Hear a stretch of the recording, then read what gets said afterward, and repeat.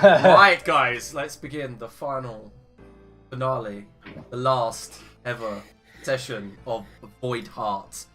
Right, so catch up. Last session, big ass battle. You ended up going toe to toe with Erebus, and at the beginning of the battle, he summoned forth his wife, Nyx, to come help him. She was in her avatar state, and he was in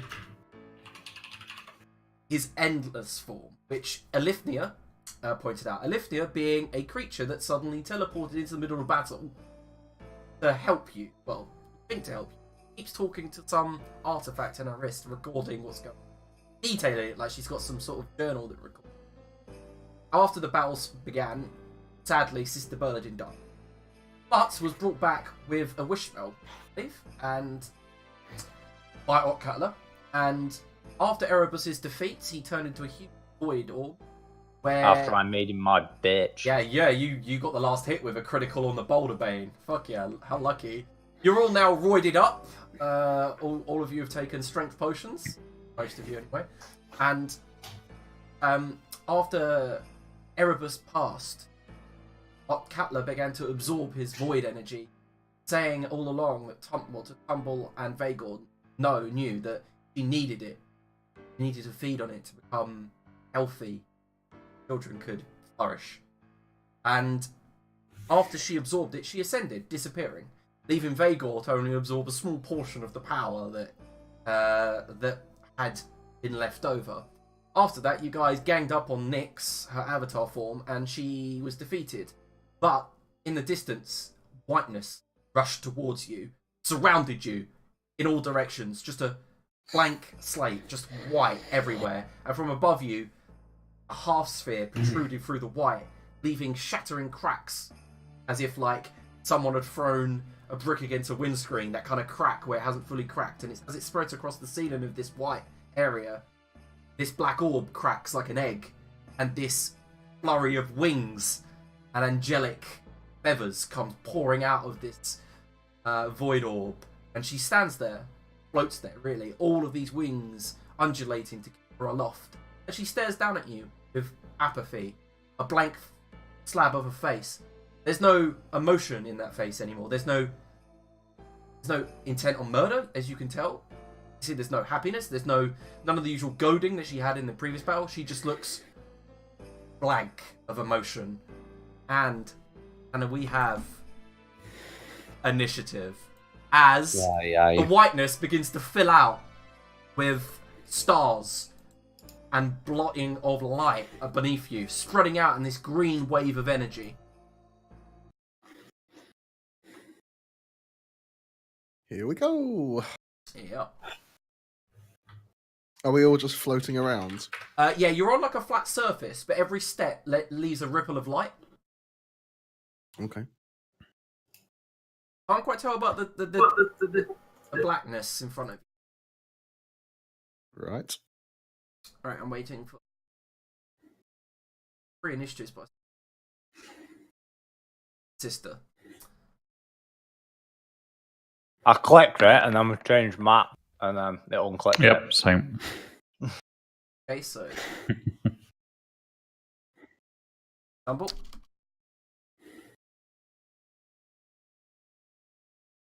He's rolled, he didn't click. Oh, okay. I can't even see my damn token. It's like up here. Top right.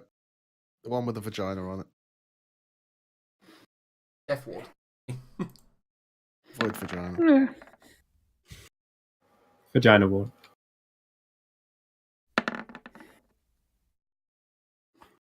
Right, are we all ready? Okay, I went on 6 and 12. Ugh. So do you have No, wait, 6 and 2. Oh, yeah.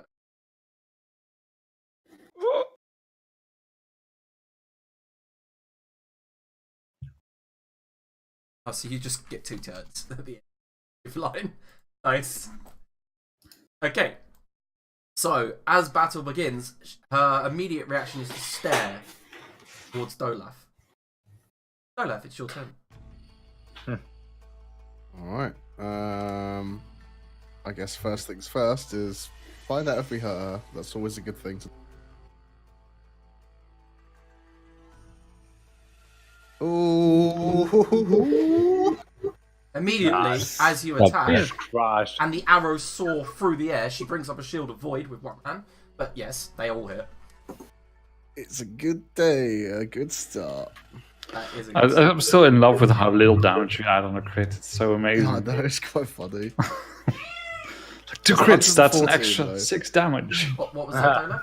It's 114. Fucking hell.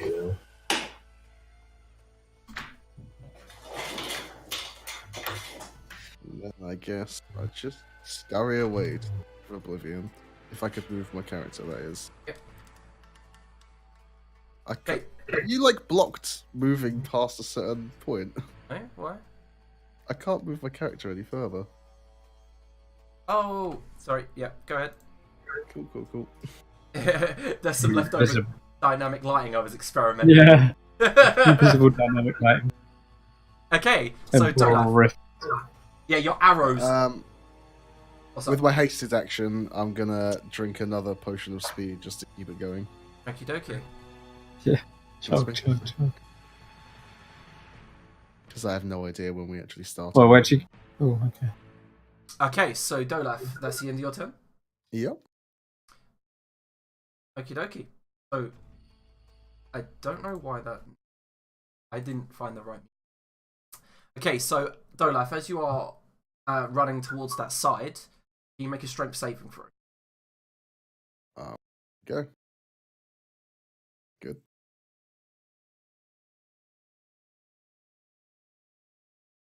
Okay, yeah, that succeeds. So you feel this gravitational force pull on you, trying to drag you back to the darkened area.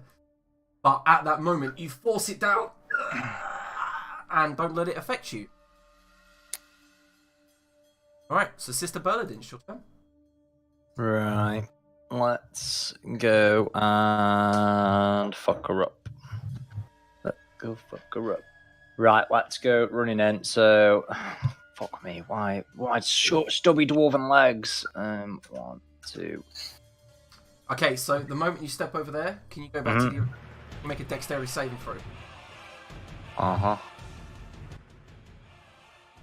Fuck me.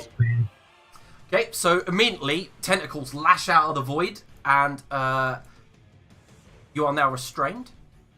That's annoying. Ooh. Tentacles. I can't remember what the strange condition does. You're disadvantage on attacks. They have advantage on you. And your speed is 0. Thank you. That's some bullshit. Right, Ken. What type of attacks? Just melee attacks or all attacks? It's all attacks. Yeah, all attacks. Attack roll. And you have to make... Strange creatures do equals to your combat. Attack rolls against creature have advantage. And You attack also roll. have to use an action to break free from this. Yeah, that's probably what I'm going to be doing then, because I won't be able to shag all else. Right then. What do I need to do then to break out if I... Another strength saving throw. At the... A strength saving throw, yeah? Actually, it's an athletics check to try to break free. Yeah, I thought that'd be the same anyway, this doesn't really matter. 19. It's exactly what you needed. Fuck for that. And then I'll come out. Fucking... That was a mistake. Yeah, and look, then... Alithnia next to you goes, oh dear. Are you okay? It's a bit weird. Right, and then I'll send my 1, 2, 3, 4. You can only move 20 foot contact. Yeah, I'll move that over there a little bit. The spiritual weapon, yeah, it's moving towards her. Yeah, that takes my bonus action, doesn't it, to tell it to move? Yeah. Yeah, then that's me finito. Okay. Her go. She brings her hand up, and what will she use? Her wings? No, she uses infinite torture. Can Tumble make a wisdom saving throw? Infinite torture. Infinite. Oh. Wisdom. Is it a magical effect? Well, the 20 is alright, I think. So close. What do you mean so close? Is there anything else? Is there anything else you can do to boost that, or is that? Harry? Can flick my wrist and flip the bird. No, that's it. I got Okay, nothing. so Tumble, what happens is a third eye opens on her forehead and she stares straight at you. It bleeds from the corners. And Okay. Arne, can you? That's really distracting. The cat running around. Oh, sorry, If you're I doing it, left can you myself. mute? Yeah, it's fine. Wait a minute. Right, so Tumble. What's this bullshit? You have acquired greater. You gain proficiency in wisdom saving throws. Oops, I haven't clicked that. I want to click that. There we go. Amazing. That's better. I've got +6 now. 26. Sorry about that. I love how, like, the moment you hear infinite torture, you're like, oh no, I've got proficiency on it. Shit. My Okay. bad. I'm Yeah. slippery. So what happens is immediately this wave of unease comes flooding over your body, and at that moment you go no, and you begin hearing Urky's voice in the back of your head, and then you hear Corky's voice in the back of your head, pleading for help, but you just shake your head, put the voices to the back of your mind. You'll think about them later. Well played. Cool. Yeah. And Oh. can everyone except Tumble make a wisdom saving throw? Aye, aye. Full pro. Oh boy. Eagle's fine. Oh, The my heart's Spire is beating. frightened. The Bulladin is frightened. All ties of chaos, this, I think. And Aye. you are frightened. I was raging whilst I was scary. whilst I was muted, but plus fucking 12 to that.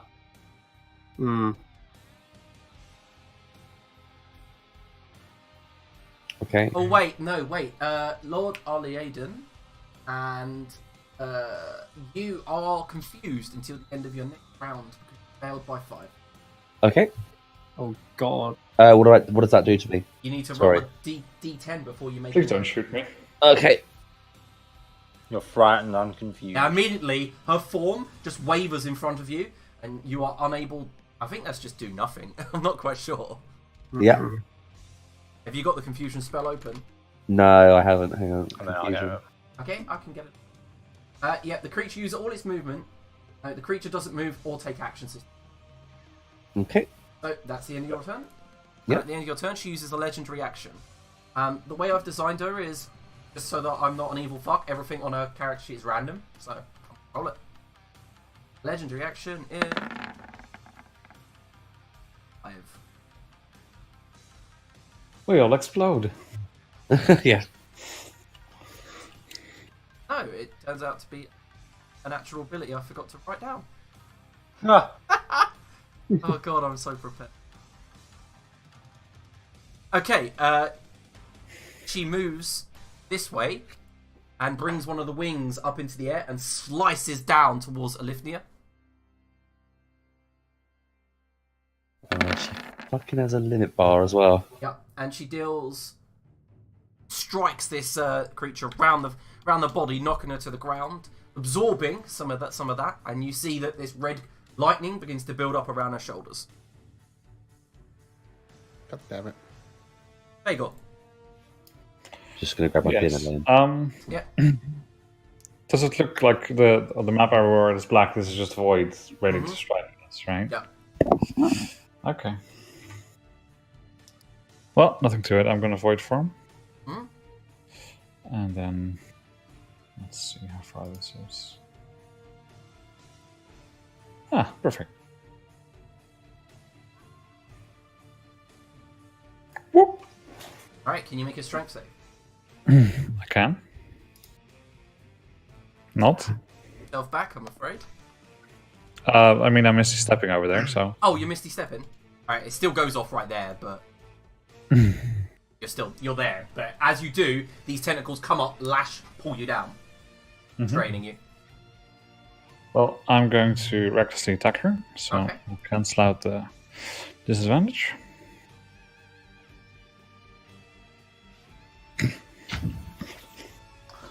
Uh, 23.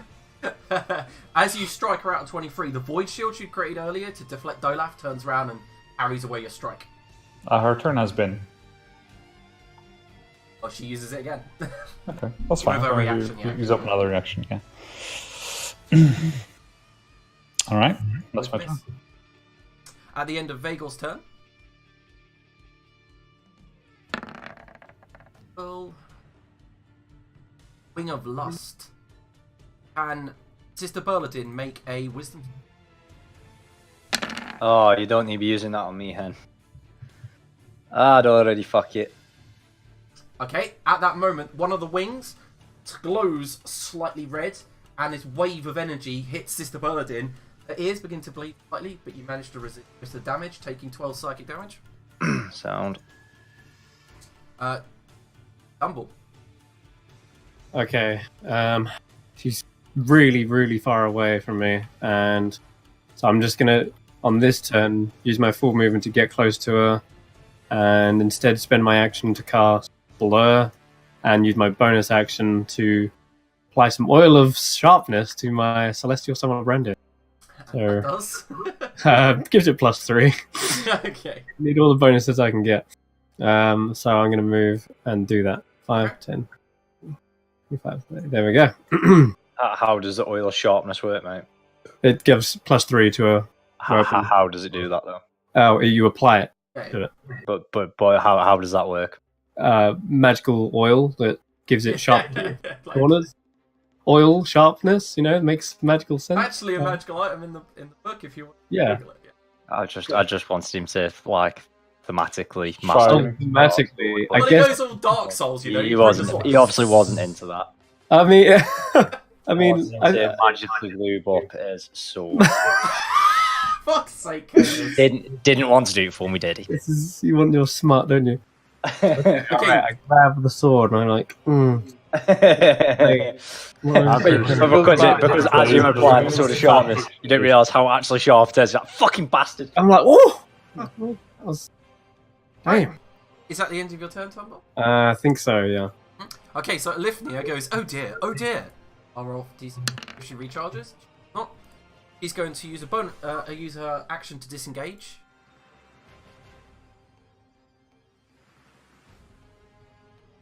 Turns. And places down what looks like a small pedestal, to the ground.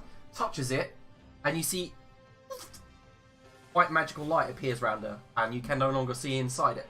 Create a small 5-foot radius dome, and you can't see inside it. It's really obscure. Tumble, it's your go. I'll go again. Alright, this time. 5, 10, 15, 20, 25, 30. Fuck! Seriously. Ooh, so close. I know. It's bollocks. No, I meant so close to stepping into the void. Wait, what? This? I'm trying to get to her. Yeah, he's about stepping into the blackness causes the tentacles. Oh, this shit. As in on the map. Yeah. Oh. Okay. Yeah, I mean, you would have seen it. I'll bonus action dash and get right behind her, I guess. Go right over here. And I will take my attack action with Celestial Summer Branding. See how sharp this thing really is. Wow. That's a miss. So you go for a slice, and it just seems to crash against like a thin film of void around it.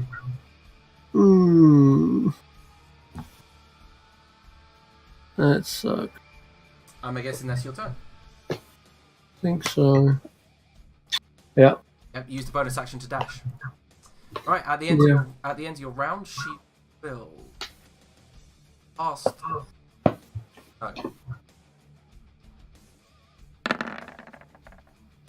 Alright, cool. And one of the giant wings comes down and strikes at Tumble. Is there anything you'd like to do, Tumble? Firstly, she can't get advantage, and she has disadvantage because I'm blurry. Okay. So, She hits. oh well then, if she's rolling a disadvantage, I'm going to risk it and try to parry this. Okie dokie. So I'm passing a D8. Yep. Now what does that make your AC? 24. You fucking lucky bastard. Just at that moment, the steel-tipped wing comes down to get you, and you just sparks of radiant energy fly up in your face, and then it strikes through the cloud beneath you, comes back up. Alright. Nice. Well played. You guys have actually managed to really dodge all of her beginning attacks. Yeah. I think we Doma. need- Alright. I'll start with using my hasted action to drink a potion of heroism to remove Oh. the fear. Be right back. Don't mind me. I'll be right back. Great attack sound.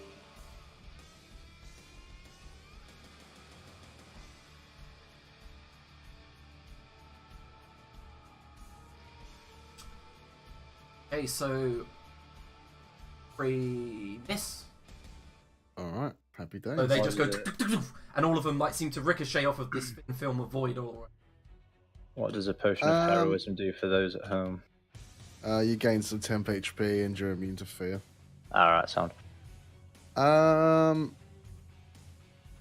don't know if it will do much, but I'll send one of the mist arrows towards the tentacles on Vagor, just see if I can like help him out. You notice it just goes straight through them.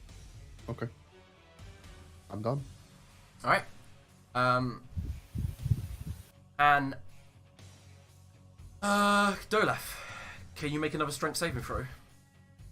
I will give it a go. 20. Okay, so feel the same familiar tugging as last time at your body. Loves a good tug of that door laugh. And you slide towards her out there. Alright. Okay, so Get over here. Sister Paladin. Right, I am going to cast the heal at the level 8. 80 hit points for you. 90, because I'm casting it to the level 8. Oh yeah, fair enough. Is that Berlin's new voice? Yeah. No, that's just me narrating it. That's her new narration voice. That's what the whole dear. epilogue's going to be done in. I'm glad it's going to be over soon. Yeah, it's her future lover. Right, yeah, and then I guess I'll just hit her with the spiritual weapon. Do that. Right, roll a hit. Let me do that. 20. Misses, I'm afraid. Motherfucker. Slices into her body, just doesn't seem to do anything to her. Okie dokie. I'll interpose myself between me and Dolaf Okay. as best I can. Right, she Magnetar breath.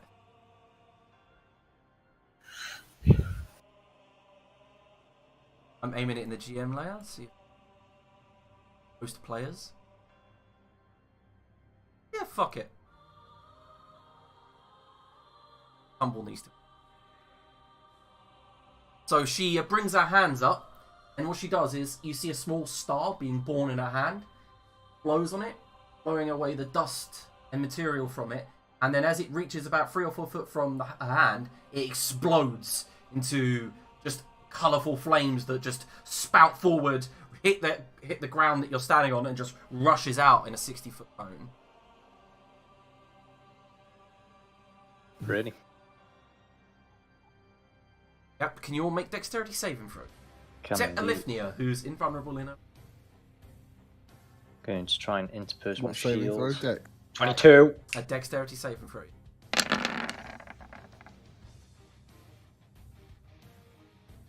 Dolaf rolling like sister. Yep.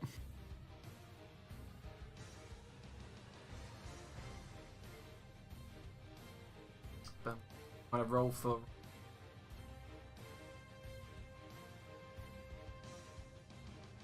Okay, my dice roll has crashed. There you go.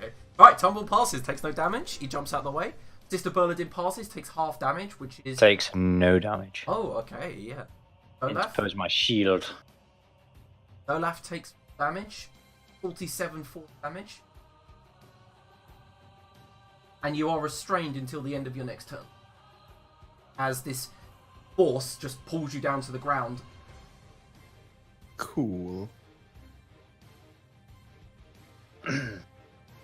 And... Ollie Aiden. Okay. I'm going You to are move no longer yonder. confused. Big plays, big plays. Still frightened though. You are still frightened. Okay. And make a saving throw at the end of your... I'm going to finger of death a bitch.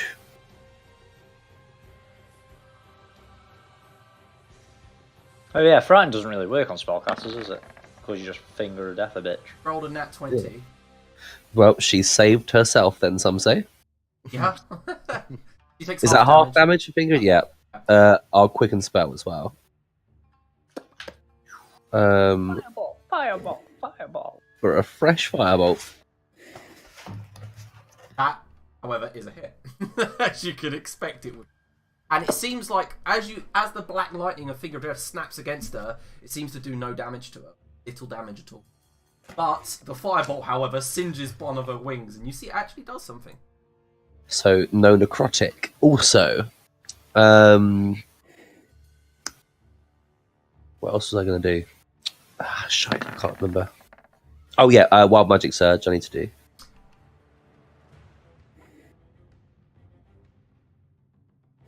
Well, lucky. No one is near you.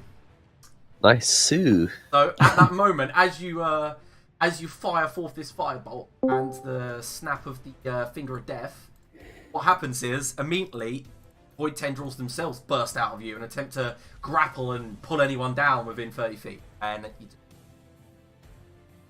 Nothing death related, please. It doesn't seem to affect her. okay, and then at the end of your turn, using legendary action, the wing of wrath comes out and attacks Sister Berladin. You can fuck off with. I didn't mind the other wing. And it This one hits. can piss off. You can definitely piss off. It deals 21 necrotic and 16 cold. Oh, my fucking crown bastard exploded. I've not got resistance to necrotic anymore. You This do is not. some bullshit. Where the fuck's my crown? How much was it? Total damage, was it? 37. 37. Alright, so Vagor. Give me my bastard crown. Yes, I'll miss step over here, Yep, okay. and I'll rage. Okay. And I will stab. Recklessly twice. 35 and a 36. They safely hit. I assume she still tries to shield. Yes. No. Oh, that crit in on an fact, 18 she still. will not. Tormenting. Alright. Need to make I need a to repop. wisdom saving throw. Tormenting. 23. Yeah, it passes, so you just take damage halved. Psychic damage. Of course, it had to be psychic. Wow. Psychic damage. Ha! As you go to attack her, she turns and hisses a void speech at you. You feel the words settle on your flesh, begin to sink into your body, but you ignore it. Unable to penetrate into your soul. On So- the second attack, I will vulnerability. Okay, so damage total. Yeah, give me a sec. And of course, I will do that as well.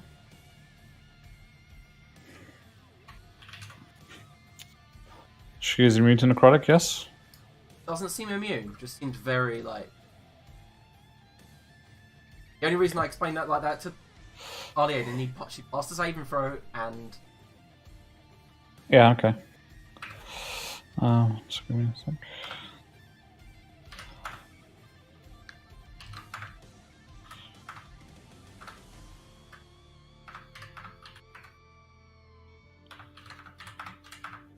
type in a formula. 135. Thank you. Yeah, sorry, I just had to double some of it, not all of it. So. Yeah. So yeah, these attacks, you stab into her body, and as you do, you see Gungnir pierces into the flesh, and as it does, you see above you some of the arrows from Arash's bow glowing in her flesh, sending pulsating radiant energy through her veins. But Gungnir, however, as he stabs in, rips in, and you see thick white kind of blood bring out over Gungnir. It seems to have sparkling starlight. Oh, good. Right. At the end of your turn, Vagor, It is. the legendary action teleports right here. Okay. Probably smart. Yeah, tumble. Okay. I'm gonna go for as many attacks as I can on her. Because we're fighting an empty blank space. I can't Yeah. really get creative as Yeah. I normally do. Mm-hmm.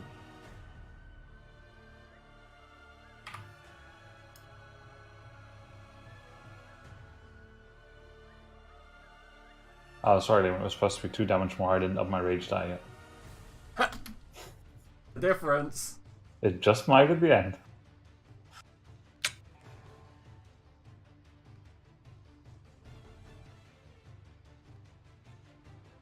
Tumble. I think you're muted. So, oh, crit. Because she didn't use a reaction to hit. Use a reaction to shield. The first one and the last one hit. Alright, so. And I'll sneak attack on the crit. Yeah. Yeah, obviously. Bam. Bam. Right, cool. Holy crap. So yeah, I'm just slicing through her wings, trying to cut off as many appendages as she has. It's just like a flurry. Nice. Yeah, you've done quite a lot of damage to her. She's seems to be faltering slightly in the middle of the air, like one of the wings looks like it's having a spasm. Alright, Tumble, is that the end of your go? Yeah, I think I can't do anything else. That's a good turn though. Got lots of damage. Tumble, can you make a DC-21 with... Oh, not again. Are you professional? I should smash it. Yeah. We'll see. I haven't got high wisdom to begin with. Though. Huh. Oh! Yep, you pass it, Ooh. taking half damage, which Okay. is 16 psychic damage. Ah. What's happening in my mind? Yeah, so what happens there is the moment she brings up one of the wings, you see a ripple of energy come from it, and it literally salts your brain. Luckily, no one's seen this true effect because you pass the same throw. Elithnia rolls on a 6, manages to get her abilities back. You see the shield comes down, and you hear her scream, "Full auto!" and brings up the hard light phasers and goes, "Bam, bam, bam, bam, bam, bam," and just continues to fire a fuck ton of them at it.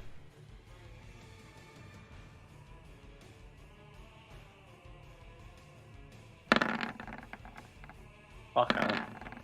Fuck. Thankfully, Oh, only one of them shit hits. Do have a fairy fire on before she does that again. Then she moves towards Vagor, and you see she's flicked some sort of sort of vial, out of her pouch with a needle on, and she's running towards Vagor with it out. Alright, well, I've seen this before, so I'm not too worried. I'm worried about her not getting there. Right, can Vagor make a dexterity saving throw? Nope. No, we can't. Apparently not. He makes the saving throw and it disconnects him. So pow. So powerful, shot me right off the server. That's weird. What is this against? Can I see it? Yes, at that moment, Yeah, I have she advantage. sends forward a blast of what looks like Eldritch energy. Mm-hmm. Right, not sure it's going to matter, but let's see. 20. Okay, Right, nice. taking 51 force. No, not that nice. You're also knocked 10 foot back. Can you make a strength save? Sure. Say it's more like... Yep, and the tentacles come up, but they don't manage to grapple you. Sorry, how much was it? 51, you said? Yeah, 51 force damage. Okay.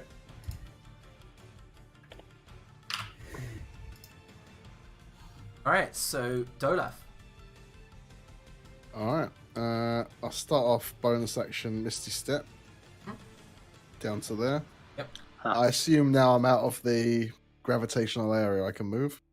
Yeah, you are trained into...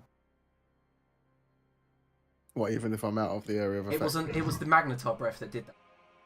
Yeah, I know, I got that. But Oh. I assume it's like, because it did an area of gravitational effect. If I'm not in that area, I can move. No, it was it literally knocks you down to the ground and keeps you there to the end. But he missed a step out, right? So. Oh yeah, you missed the steps, I'm yeah. not there, yeah. Yeah, missed the steps. Yeah. Then I will continue to move right down. Okie dokie. I will shoot a lot. What you notice as well, Olaf, is the moment you get down there, you look behind you to the south, and you can see her right there. You're actually only about 10 feet away from her. Right. Okay. As I'm going down that way, and I notice her getting closer again, Yeah. I'll actually end about there. Yeah, it's, you go, oh shit, as you realise the effect of the area. Yeah. Yep. So I think most of these hit, if not all, because she didn't shield. yeah, all of them hit. Nice to calculate.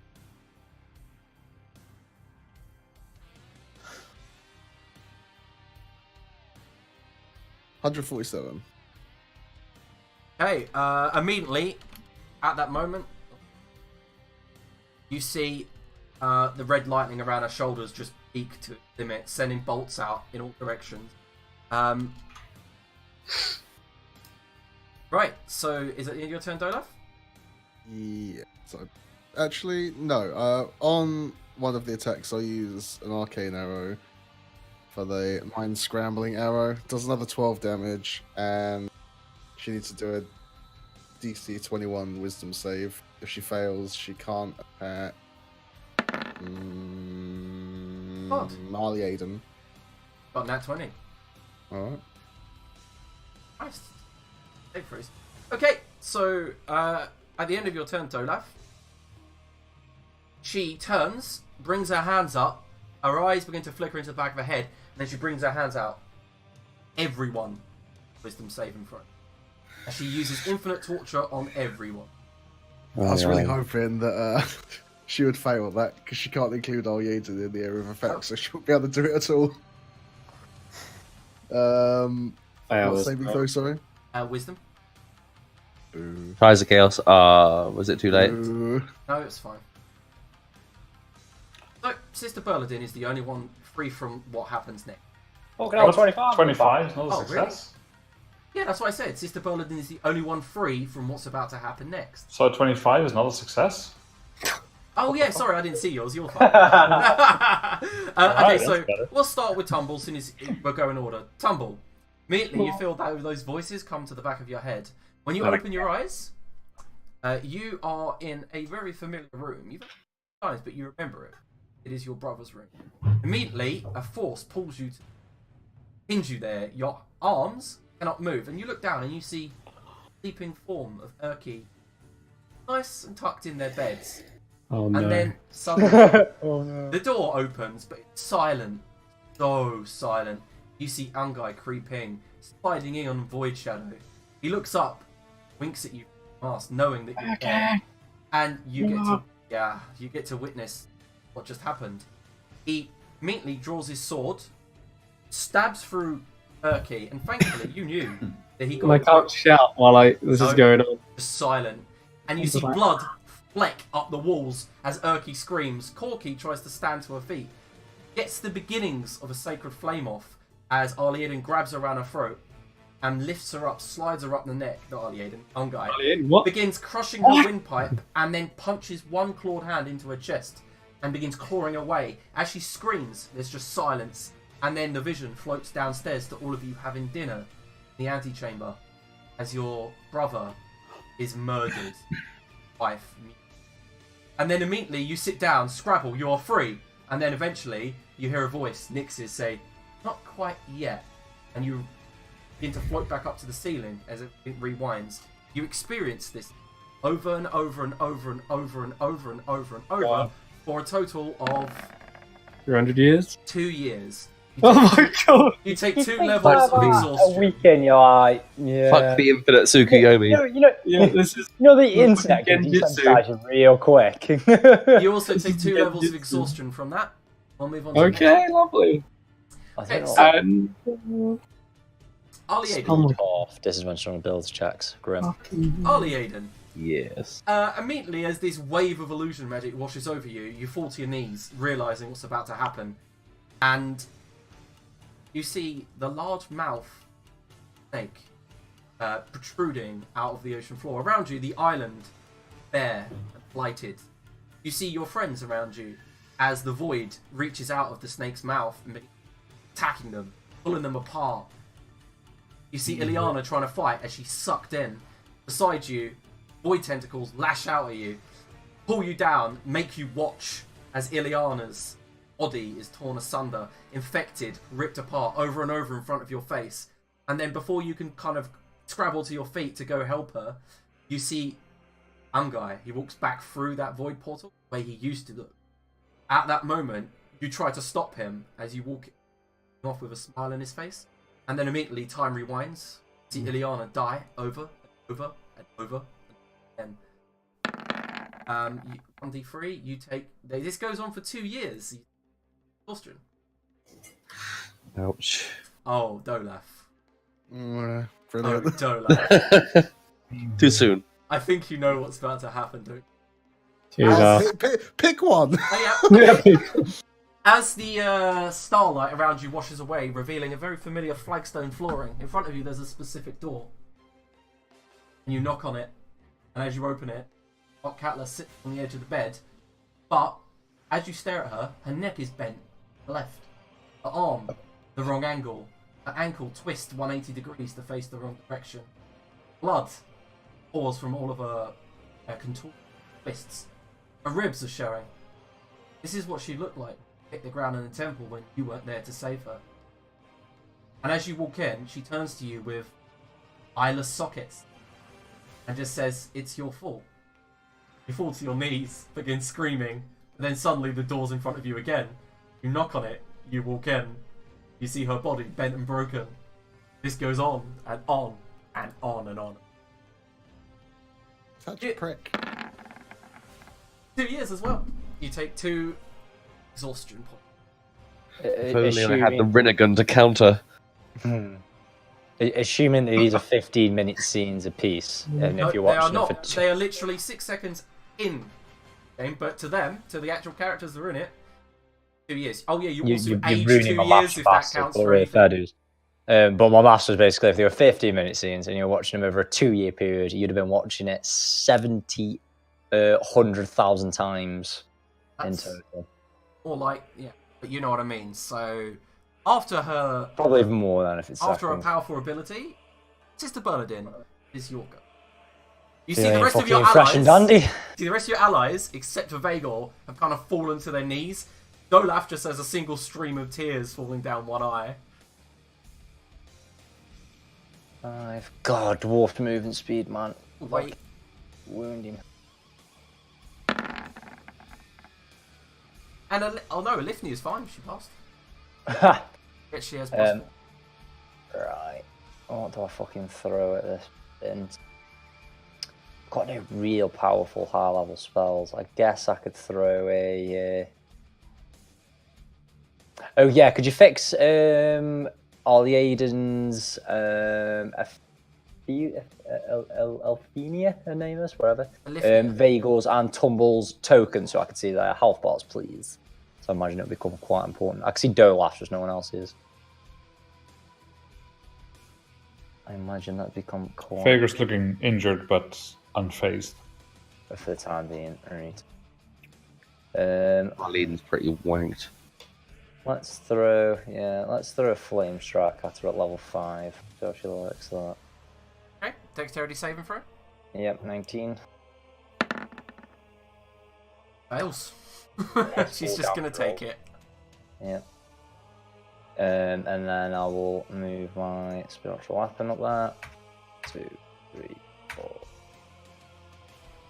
So they're making its way downtown. Hovering fast. Yeah, it's been done. Alright, cool. Okay, so on her turn, the Queen of the Void turns to Sister Berladin and uses Absolute Zero. Can you make a strength saving throw? Not my favourite, but I am currently butch as fuck. Fuck! Oh, that's not good. Did we take damage from the infinite torture as well? Nope, you just take exhaustion. Just the exhaustion, okay. Okay, so at that moment, she turns to you, the Berladin, brings her hand up, and around you, the space just becomes freezing cold to the point when and freeze in place. Sister Berladin's body turns blue, takes 70 cold damage, Fuck me. and you are petrified until the end of your next round. Petrified. Fuck. Wow. Also, Glad I did all that healing the other turn, because it's all fucking gone now. that square there, see, has this emptiness. Right. Harley Aiden. Okay, well, I'm not going to move away from her because that could spell my own doom. So I'm going to hit her with a standard and bend her luck. Skadoosh.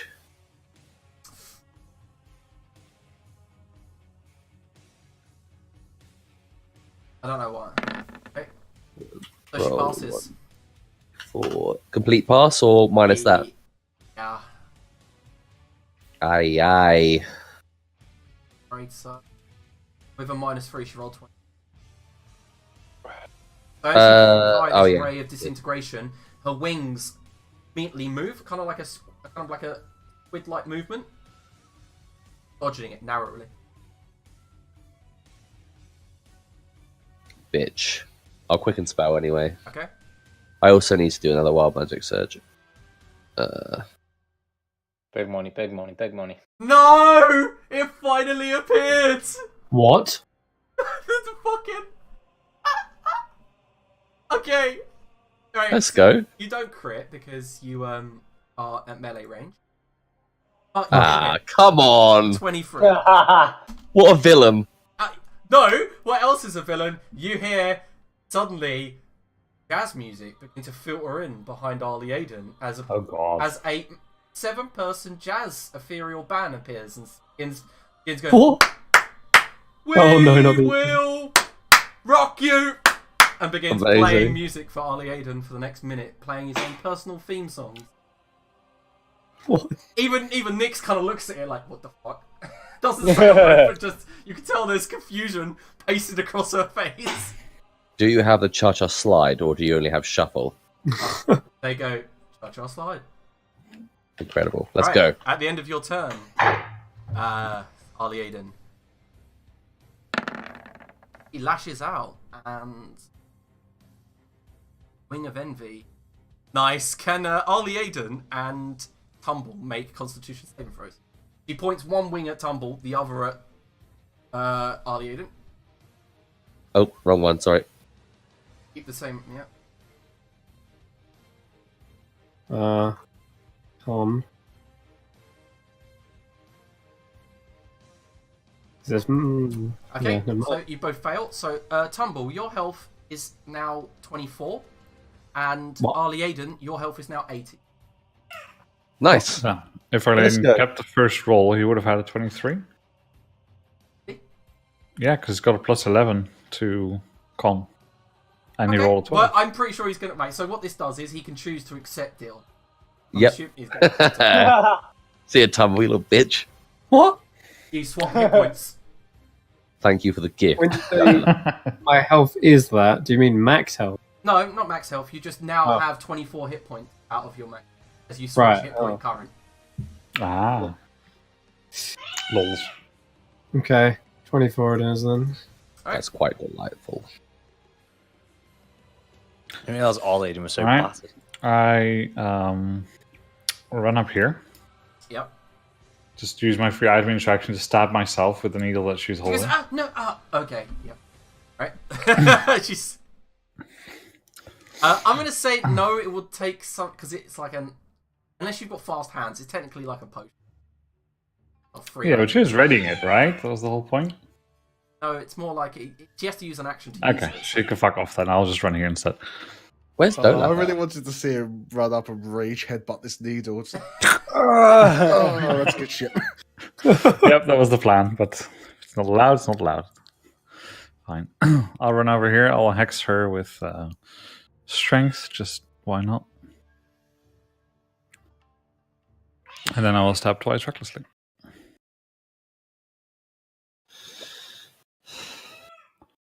$31 and a 31. She uses a reaction.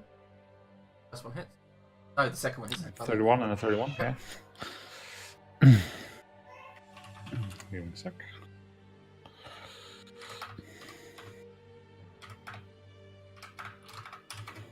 Uh, 78. Nice. Yep. Is there anything else? And that's my turn. Nope. Alright. Oh, sorry. Yes, there is. That's an extra. Yeah, it's noisy. I don't know why. It was fine If before. he keeps doing it, just mute yourself between. Yeah, I will. I was doing that. It's another 19 damage. Yep. Alright, cool.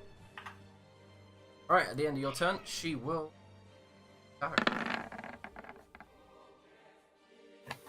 Right, this one has to go at Vagor.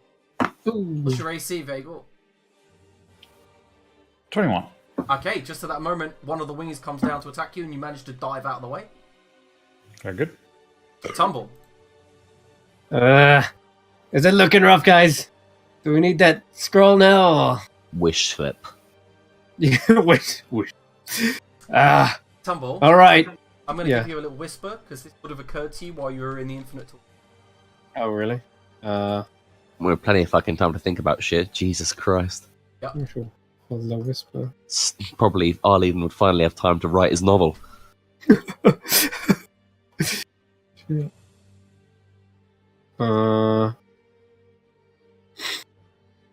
Okay. So you bring the scroll out and that thought suddenly occurs to you. Okay. In fact, you could use it to get both of them. Shit. It's up to you if you want a happy epilogue. If you don't, use it. I know. It's so annoying. That's hilarious. Can The I see- choices. Fuck's sake. Can I see the health bars of What a my sinister lady as GM. well? Pretty rough. Yeah, he's such a twat. Oh god. Oh man. Fuck. Do you give them up? Save your current friend. How rough? No. How rough is the Nyx looking? Oh, she's got several wounds, but it's hard to determine how wounded she is because she doesn't seem to be impeded like a normal person when they're. Okay. She's just sort of.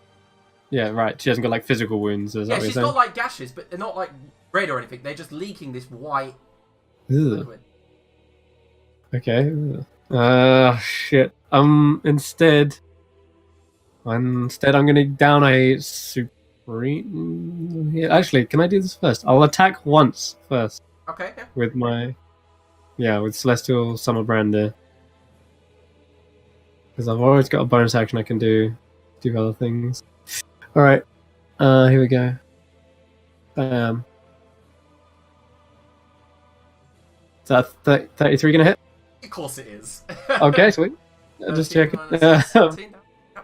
Alright, so 13, I'll add the sneak attack. And. Dirty deeds done with sheep. Oh, And now I think to myself, what a horrible world. What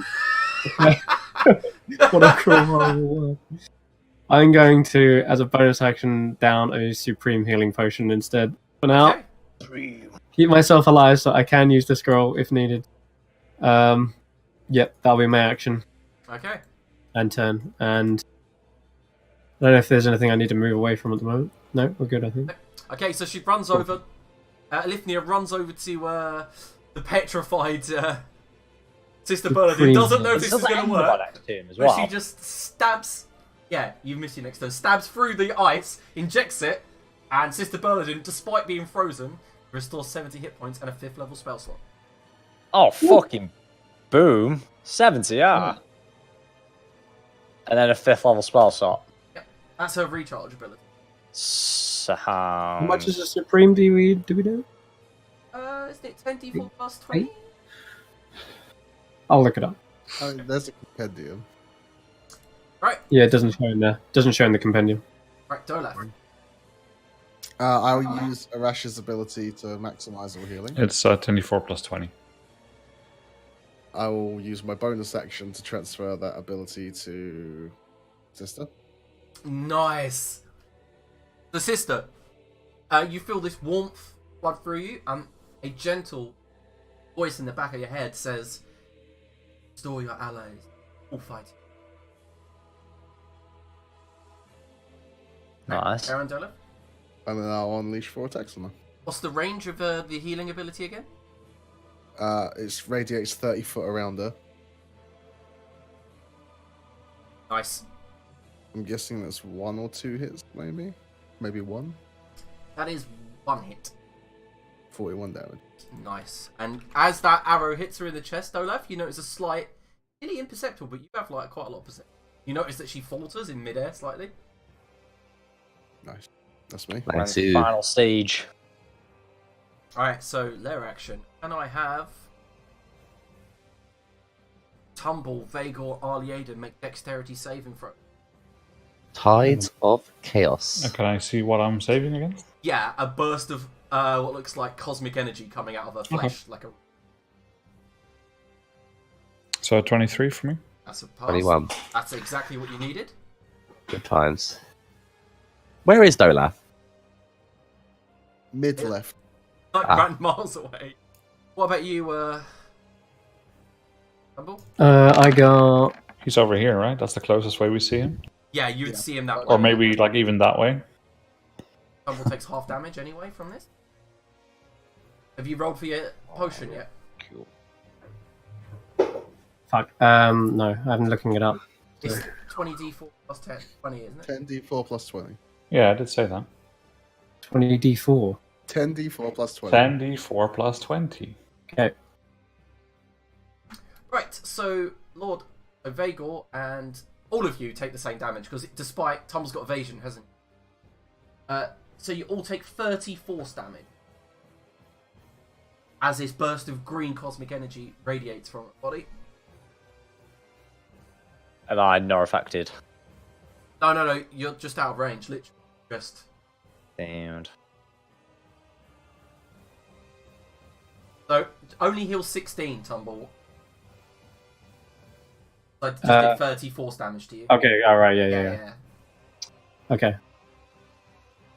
Right. I guess that's Sister's go. Wow. End of your turn. Jeez. Alright, let's go for the next one. Dolaf, make a wisdom saving throw. Never. Oh, that's about to get old. Oh yeah. This could be it. If I roll a 3. Oh, thank God I've got another 500 years left in me, eh? Yeah, but the exhaustion might actually kill. There is that. I can't technically die on this one, so...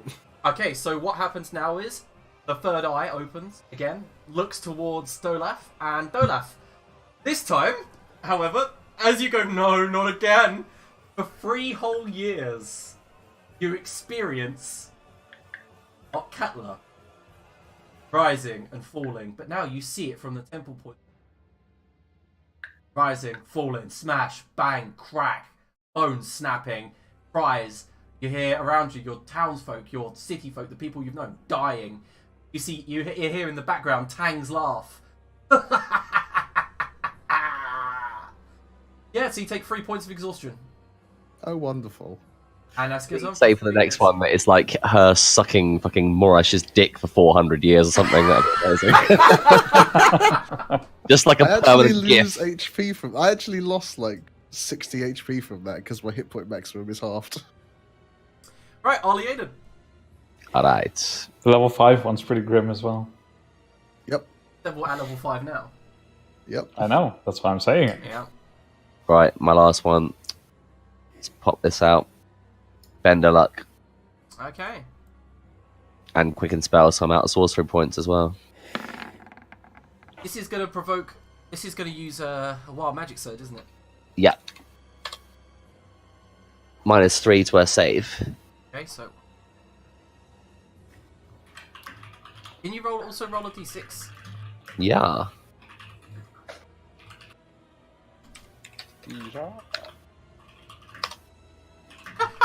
Different.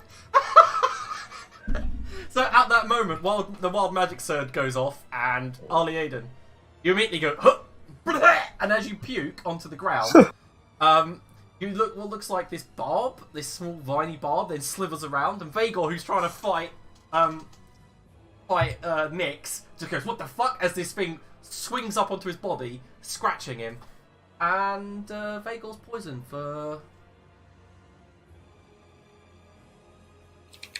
I was honestly expecting the furthest ally from you gets a level of exhaustion. For 4 minutes, Vagor is currently poisoned. Ouch. Sorry, sir. You make a saving throw at the end of each round, so it's okay. Okay. Right, so after that round, he will do what he does best. Are you quickening as well? Sorry. Yeah, sorry. Okay, go ahead. Clicky, click, click. Sorry, sir. I'm just clicky typing. Firebolt. That's a hit. 17. Did the disintegrate hit? It did. Nice. So in that case, I need to roll for additional damage because I got a 1. Okay. That'll do. So it's actually 82. Yep, got it. Alright, and immediately she turns to you, and one of the wings fires out an Eldritch Blast. Can you make a dexterity saving for it? I can with all of Tumble's hit points. What the frick? It fails, and it does 41 force damage and knocks you back 10. I smugly stare at Tumble. I'd be dead now if it wasn't for you, little gnome. The fuck? There you go, it's actually your turn. All right. What's the save at the end or the start? It's a con save at the end of your... Unfortunate. Okay, reckless attacks. Did you get my whisper, Arnie? Yes. Cool. So the first one hits. Mm-hmm.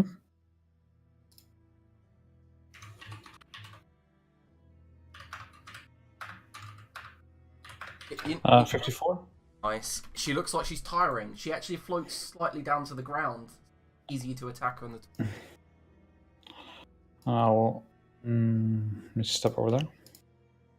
Huh? Oh. Anything else? Nope. Con save. Yeah, con save. I'm gonna roll randomly for this because it's so. How many players do we have? We have 5 players. Alifnia. I'm gonna assign a number to you all.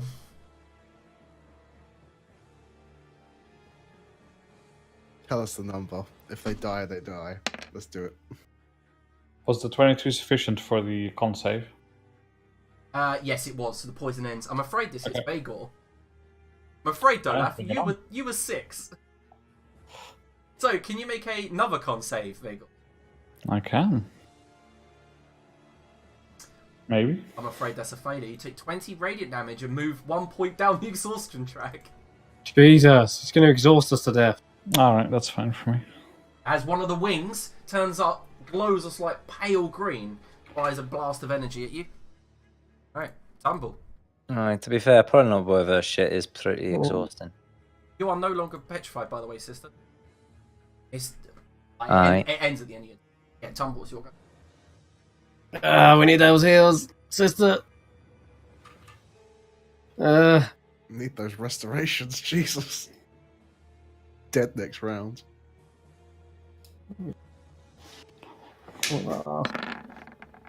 Dead next round. I'm probably dead next round as well. How's Ali Aiden looking as well? Arlie Aiden is looking pretty... I'm hurt. Oh no. I've got no choice. I have to use the wish scroll. Otherwise we're all fucking done for here. And it's GG if you use it as well. Nah, be sound. What, you think you can heal everyone, sister? Level 9 mass heal. Wait, when's your turn? Is it after mine? No. Oh. Then 3 go. 3. Oh, is it after hers? I don't think... No, it's before hers. Okay. Alright, fucking hell. If you fail us, sister, we're screwed. In that case, then, I'm going to use my action to... Yeah. Let's go offensive here. And stab her. Okay. Oh, man.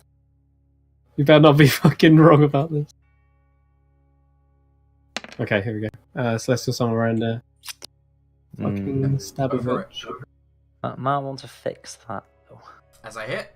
Oh, Okay. I might add sneak attack. And I'm going to try and strike again. And again. Your bonus action flurrying, yeah? Yeah. 22 and 18. They both miss. Whoa, really? Yeah, the 22 and the 18 miss. She does use a reaction now. Did last turn. Ah, right. Fuck. Okay. That's it. That's Okay, it. so the end of your round, Tumble, I'm afraid. The Wing of Sloth targets you. Can you...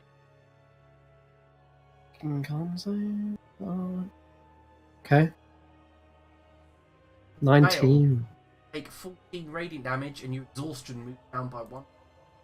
14 out. Just as this pale green energy smashes into your body. Epiphania, however, fails on both of those. Godlike fate. One actually hits. For two. Alright, Dolaf. You're like, you shriveled husk of a man. What else should I say? Pretty fucked. I should increase my age by another 3 years. Yep. Yeah, I guess I kind of like stagger to a knee and try and loose some shots. Dolaf, get closer to me. Somehow. Can't move. I just take the 4 shots. Oh. 17. Yep. 3 miss. Grim, did she shield again? Yeah, she's already had. She did that like. She did it on my last round. She's had a turn since then. Yeah, I believe she used it when Vagel was. Okay.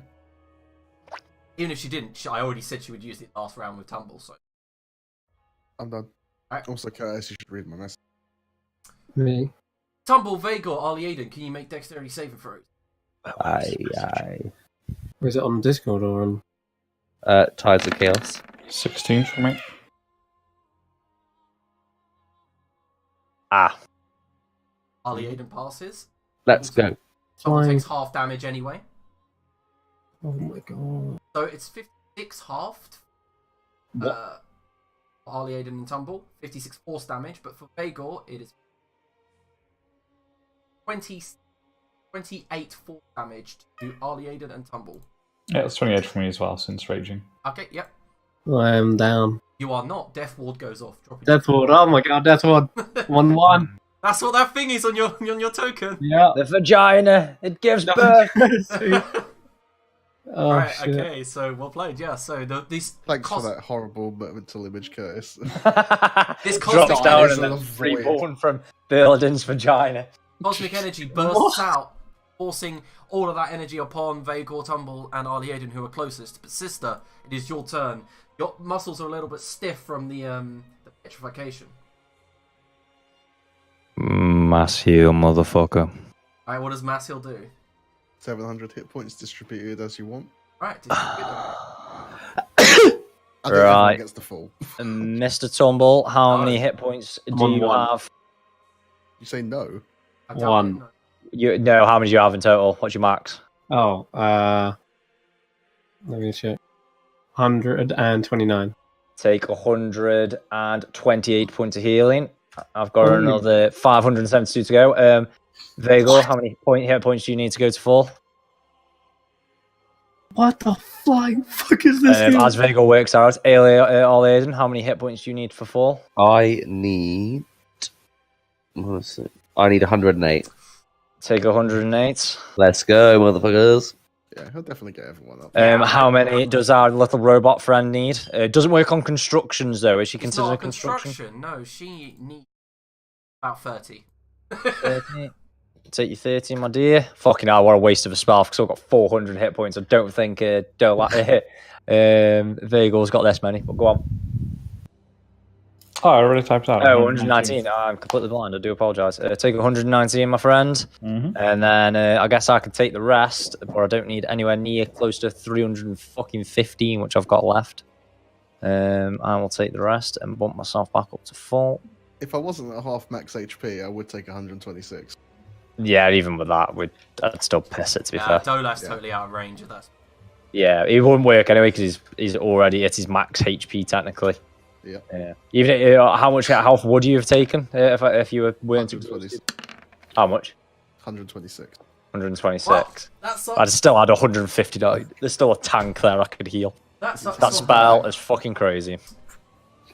And then- anything. I make my way Downtown. downtown, walking fast. Come on. Pace is past. 2, 3, 4, 5. I'm on the bitch. Let's go. How does this healing circle around me work again? Everything is all healing is maximised if they're in that, All right. Okay. Sound. That's me done. and it lasts for another 8 rounds. And the Queen of the Void recharged none of her powerful abilities, so she just goes for 3 wing attacks. Come at me, you little slag. Oh my god, she rolled. Slag. She literally rolled 6 wings of pride, like. And Vagor, Arlie Aiden, dexterity. So Oh, why not tumble?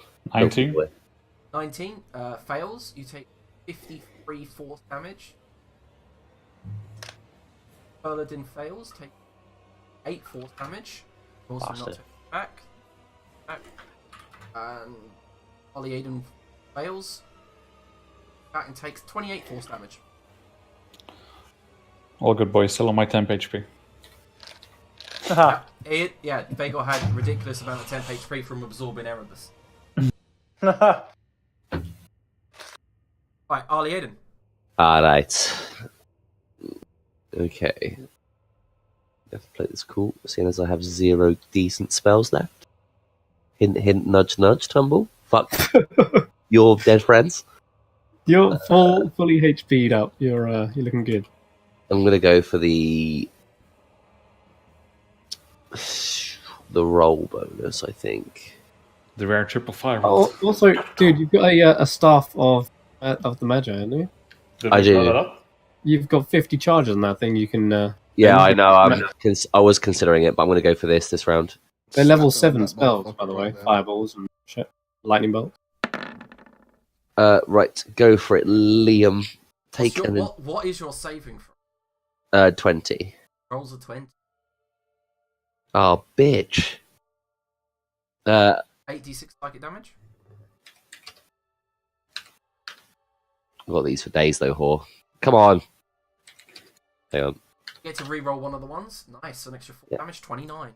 In your spell description there, where it says 8d6, if you put it in double brackets, like the square brackets, it'll just roll it for you in that. It'll look the same, but it'll just roll the He's damage fine, there. he's Oh, okay, cool. fine. Right, anything else, Arlie Aiden? I can't quicken spell because I'm out of sorcery points and the cryptex clock, so it's the end of my turn. Okie dokie. And I'm going for a wee. She will wrath against Tumble. And she critical strikes. Hold up. Whoa, what the fuck? No, she doesn't. I'm I'm a gonna use fucking Rash's ability uncanny to dodge cancel- this shit. Are you uncanny dodge? Right, first of all, Dolaf, you are I use a Rash's ability to cancel the critical. nice. Oh, that worked. Right, now Tumble, uncanny dodging it, yeah? Yeah, I mean, yeah. Alright, cool. So 25 first.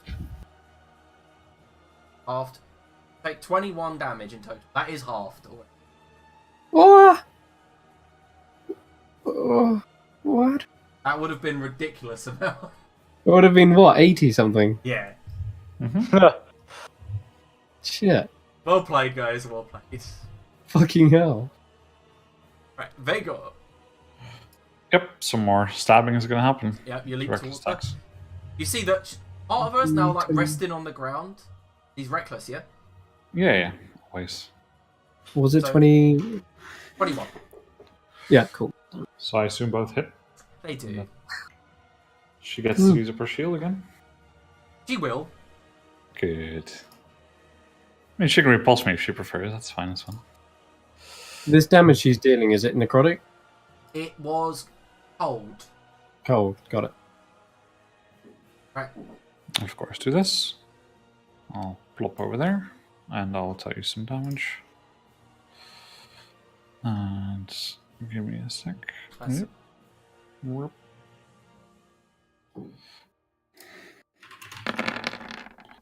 Okay. Continue on with the next turn. I'll tell you some damage in a minute. Okay, yeah, and the Wing of Wrath comes down upon Sister Berladin for 47 damage. Are we? Yeah, just I've taken some fucking damage this combat. yeah, and you see Yeah, that Oh, yeah. you see that she's I've been getting max, bottom, max, and now I'm nearly bottom again. more and more like erratic as the Wing of Wrath curves round towards Vagor, but hits his Void Shield. 128 damage. Okay, and yeah, she's getting super erratic now. Tumble. Ooh, if she's getting erratic, I might stick my sword in her. Let's fucking. Wow. I don't know why it came Try out it so out. weird. All right, so Celestial Summer. Has she got a shield up like she has every fucking turn, or is she's shield? She has got the shield up. Yep. Okay, well I'm gonna have to try and hit with everything then.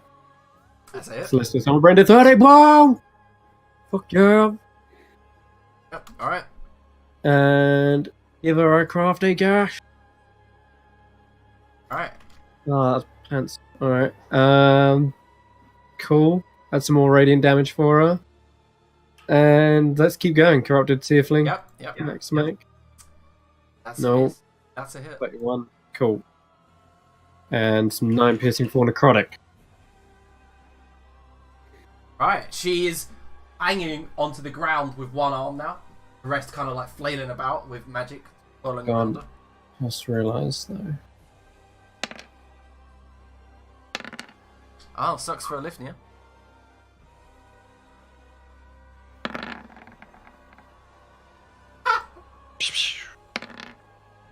Alright, and one of them, you see a bolt of energy from one of her, what looks like artifacts, strike her in the chest, knocking her back, cutting parts of her neck open. Olaf. Again, struggle to a knee and try and loose some arrows in the vague direction of where she is.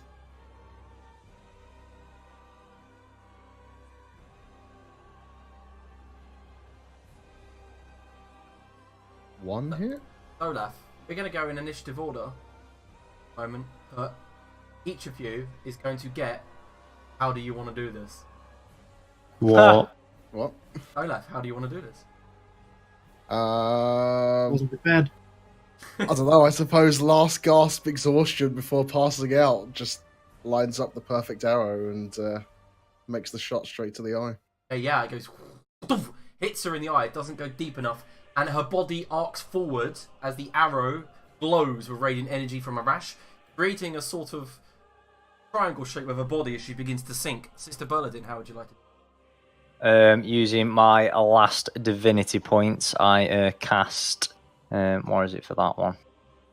God, this is way too long-winded for something that we know already that it's going to kill her, but I won't do it. For branding strike on the hammer. Right, Where so the fuck's that? you cast branding strike, and you move forward using Boulder Bane like a baseball bat. You just crack her across the temple, and parts of her lower jaw come off with a burst of radiant energy. Her tongue lolls out.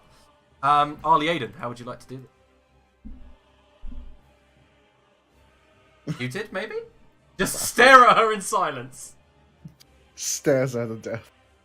Dud? Please don't tell me he ran off at this moment.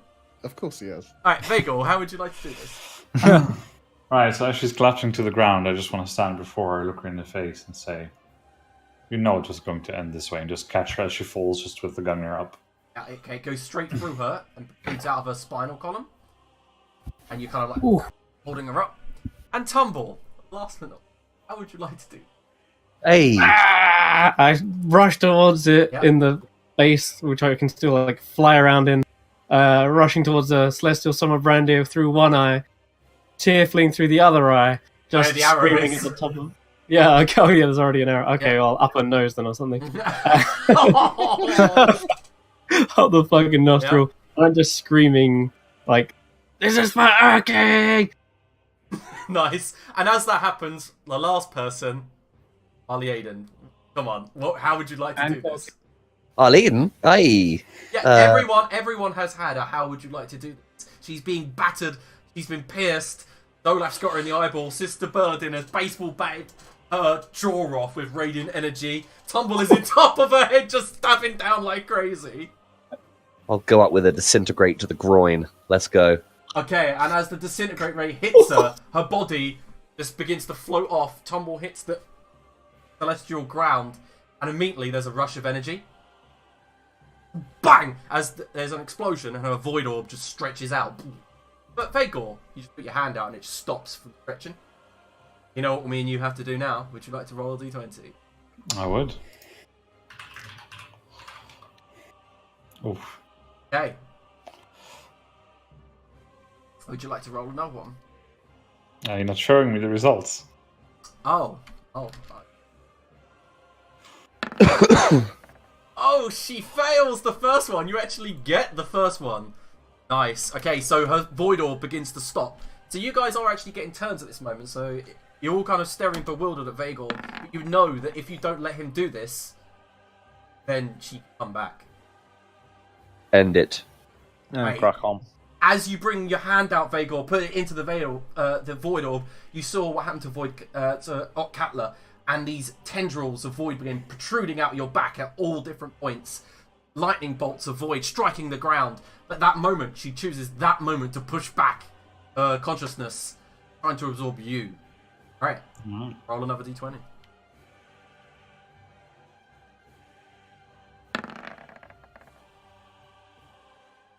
Oh, Aye, and there's a aye. stalemate.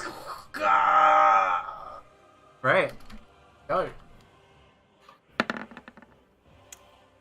And she rolls a 3. You've succeeded by what, 2? She's got 1. And you begin pushing her down this time. The Void Orb is now half the size it was. Roll one more, Vagor. Oh, yeah. Watch him nat 20 now. And Vagor, at that moment, you begin pushing and pushing and pushing, and eventually you see your vision expand. Your blind sense now no longer limited to the around you. You see everything and everyone. Would you like to? At that moment, as you absorb a last bit of power, feel it. Yeah, Yes. what And the Vagor plan turns was. as Vagor turns to the rest of you, his void form dissipates. His body begins to become transparent, ethereal almost, and then he just disappears and fades. Right, at that moment, the whiteness begins to turn, washes over all of you, and her body begins to sink. Well, like what was left of her dusty like body begins to sink, and eventually tears in this compression begin opening up. We'll begin with Merlin. You see flashes of your world in the images in these tears in this compression. You see Isil Capula. You see sisters. You see your home city. They are open up, ripping up, flashing. Feel like these might be the only way out. I'll dive right on him. Which one are you going for? They were one showing each of it, one of each. Yeah, but you can see that everyone else is looking, well, in different things. Let's go for refresh my memory. Who do I know is at the sisters at the moment? Probably last time you left, the army. That's Yeah, a while just ago. the army, wasn't they? Okay, so all of you do have an opportunity to roleplay, like Dolaf, Ali, Aiden, Tumble, Sister Burladin. You're standing in this white area with all of these portals opening up, ripping around you, threatening to break down this area entirely. You say that, I'm lying on the floor, unable to move. Yeah. Alright, Dolaf, one opens up beneath you and you fall in. Well, whereabouts is he? Miles away. I just roll into it. Yeah. Yeah, like Dolaf just kind of like Like a struggles proper off and worm across the floor, like.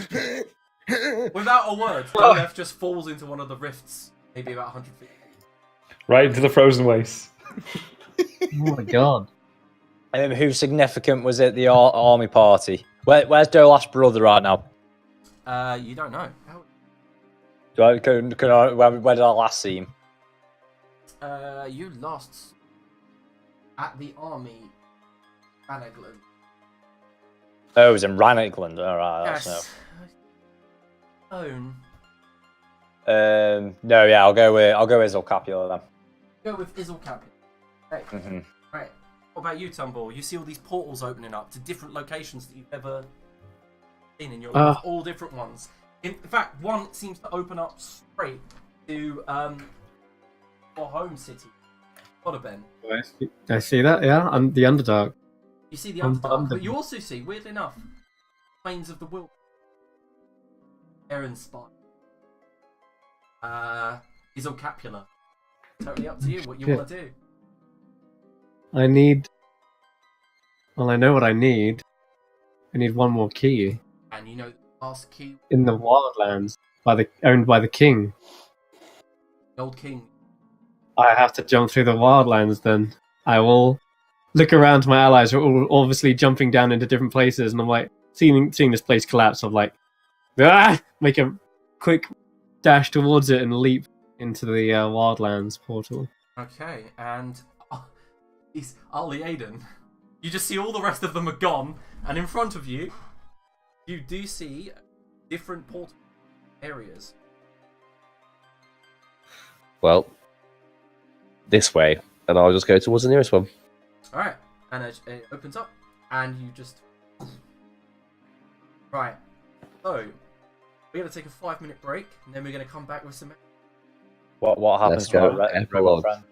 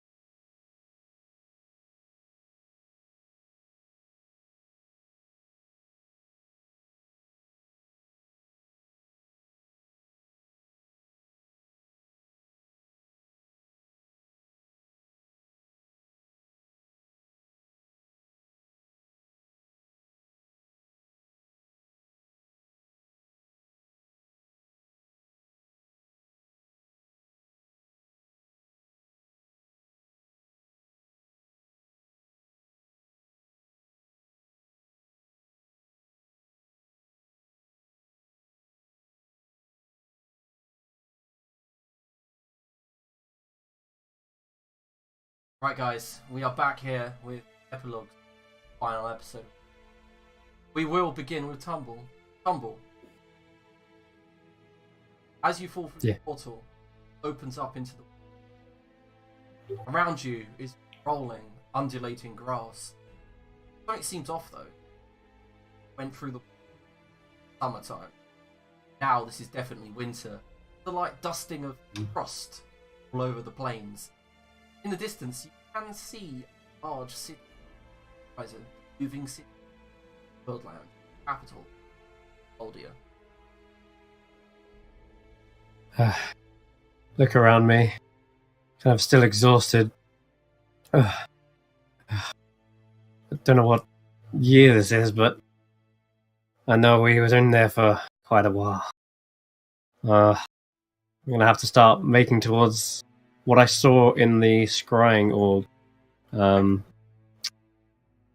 Try to make my way there. Okay, so you head towards caravan city. It's settled down for now.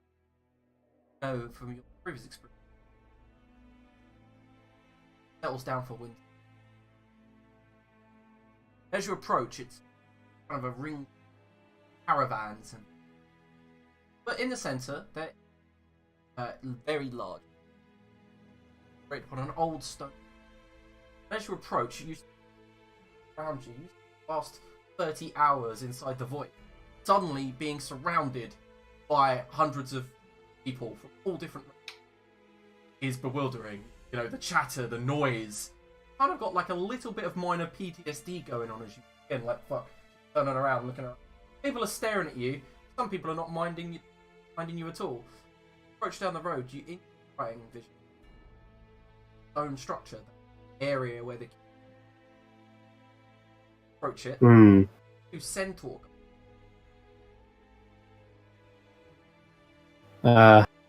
Hail. You look down. Do you speak common? Of course we do. Oh, good. I'm here to see the king/queen of the Wildlands. That's right. I assumed as much. So if I recall, I remember seeing the poor king was in his dying And you met last. his daughter. Yeah. Happened to be Otkatler's aunt. We did meet her, didn't we? Yeah, she was the general of the Wild Army. That's right. I'm gonna say, tell her, Tumble Timbers wishes to speak with her. Humble Timbers. Okay. That's the one. And that's when one of them disappeared. Bit plop of the whole.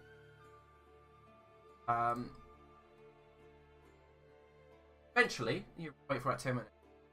The centaur comes back and goes, Tumble? Say you are Tumble Timbers. That's me, in the flesh and mind mostly. Okay, well, the queen will see you now. Follow me. Oh, okay. Yeah, I'll follow them in. Okay, so Roll for initiative. as you walk in, follow this ruined stone structure with, and eventually go through like an archway without a door, open area. But the ruined ceiling is collapsed in, but now they've set it up with tents and tarpaulin. Ever out, sitting on an oak throne, begged to Ethne Tana, general, the wood elf general that you had encountered outside Morashbane. Instead, you see a very young half elf. Long blonde hair, braided back, has one single wood elf tattoo telling you that she is young, half elf, and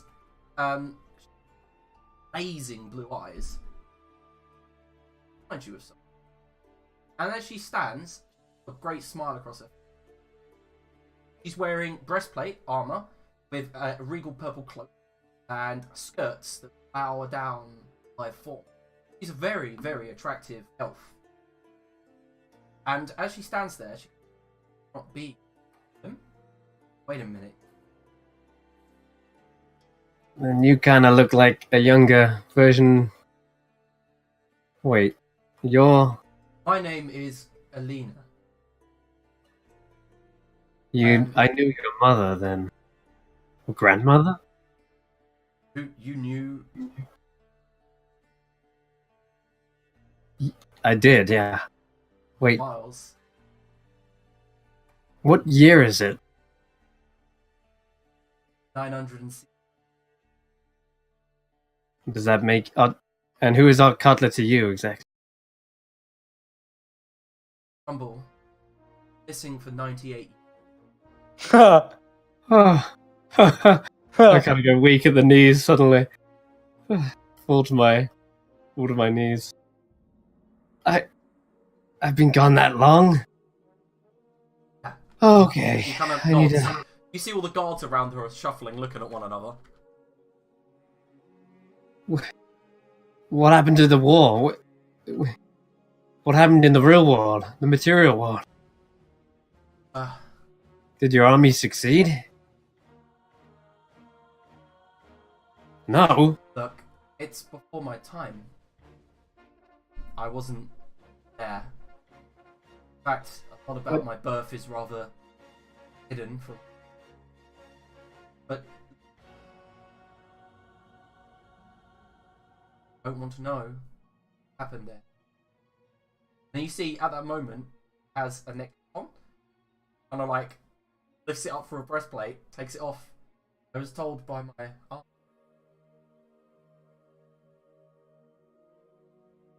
And says, and as she lets the chain dangle, safe for this. All this time. You held on to that for me.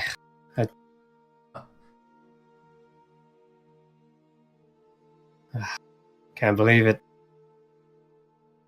That's one bit of good luck at least. Look, I'll tell you one thing. I haven't been there, but the island is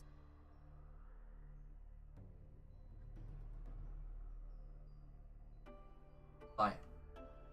Nothing there.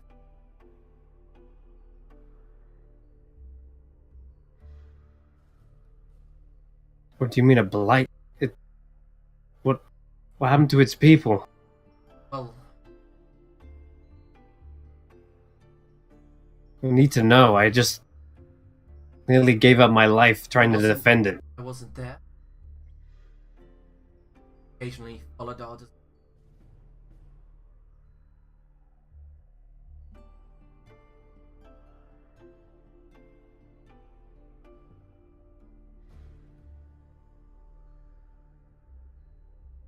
I've cornered them though. When I say we, I mean us in general. You see, she's still got the kind of young naivety of someone half elf who's probably really incapable. Well,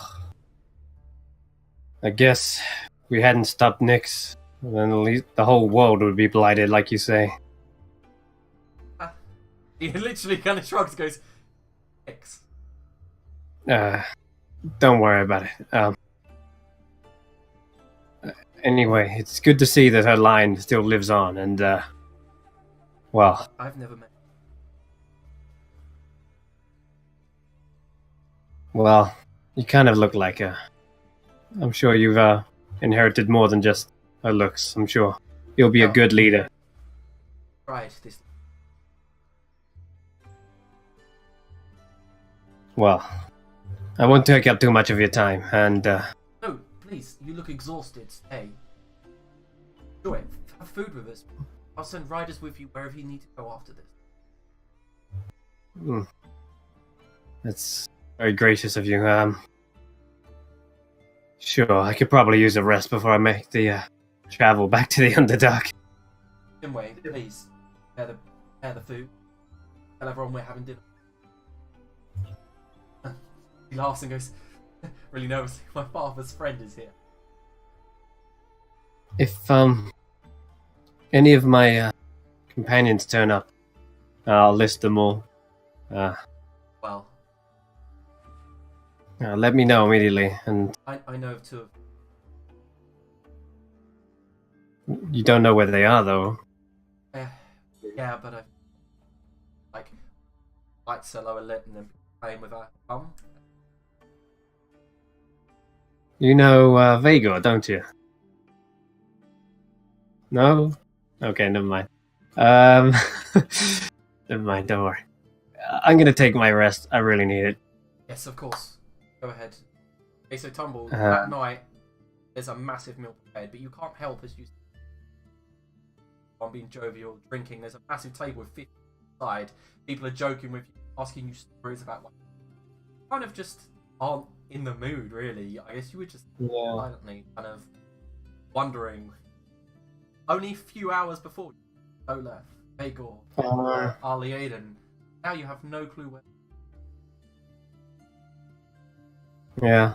It's kind of, and these people don't even know the stuff we've been through, just Yeah. like save it. In fact, I feel like you've saved them. No one knows. Yeah, it does feel like that. It's like total disconnect from the world now. And all that Tumble really wants to do is kind of get home. Okay, Alright. so in the morning, you're... and you're even given a ride. A riding dog. It's Oh, it's they're massive though in the Yeah, wild. nice big black mastiff with who's very cute, by the way. Oh. Alright, big fella. Let's try and head home. I'll pack enough provisions. Obviously, I got the key from the Queen, and I'll set off. I'll ask as well. Do I know the? Do you know the nearest entrance to the Underdark from here? Do you have druids that can maybe get me somewhere? I have a powerful druid. Hmm. I think my grandfather. Ah. Is he? Where is he?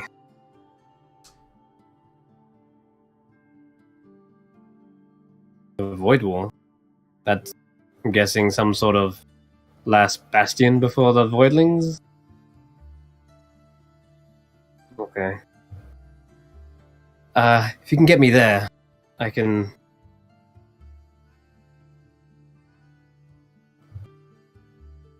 I'm kind of a Roman. Okay. Um, Not to worry. don't really go that way. I apologize. Because it's dangerous. Not because it's dangerous. It's Vineland is the only way through, and we don't go there. I don't. And none of our people do. All right. Well, that's where I'm gonna head. If I'm gonna have a quickest route to the Underdark, I could use the help of your grandfather. So Well, you'd need I'll take to my travel leave. all the way across to the across Vineland into Ranagland if you wish to meet him. What do I know is the quickest way to the Underdark? Is it going to be There to is a go few to? entrances, as far as you know. Yeah. In Vineland, the ones that you used last time. You know, the ones that you used to get down there in the first place. Yeah. When you were, but you don't know if they'll still be. You remember also that Loki had one, but you blew it up. Oh shit. There's Oh, yeah. one, purple I was block. thinking about tree striding to like the. Oh no, I'm not attuned to the fucking Well of Many Worlds. Not anymore. No. Nope. Okay. Yeah, I'm gonna have to take the long route then. Trek through the Underdark, Alright, nearest entrance. For the sake of priority, we can. So, next location, are you going to Fort Spire? Is that where you're headed? No, I'm trying to. Well, I doubt my allies would have gone back there. Okay, so No. let me know where you're going. I'll have to make my way all the way through the Underdark now that I have all 5 keys. And So we'll skip to then. It's a hard journey. Right shit. there, empty. In fact, the moment you step towards the Well of Many Worlds, to your left, there is a decayed skeleton. Look down and you see his mask, armor, body of Tang. Holy shit! No one cleaned this shit up. My God. Oh, this place is cursed and dead Okay, so and also your hand goes to the scroll at your. Yeah. I'm clutching that scroll in one hand and clutching the keys around a necklace I have with the other. And I'm going to make my way all the way to the back of Umbundaben Okay, so and you try to reach that find... room, Yeah. And as you step into that room with the fountain, something breaks your far side of the room. All little pile of books, eyes, and laying there underneath a quilt.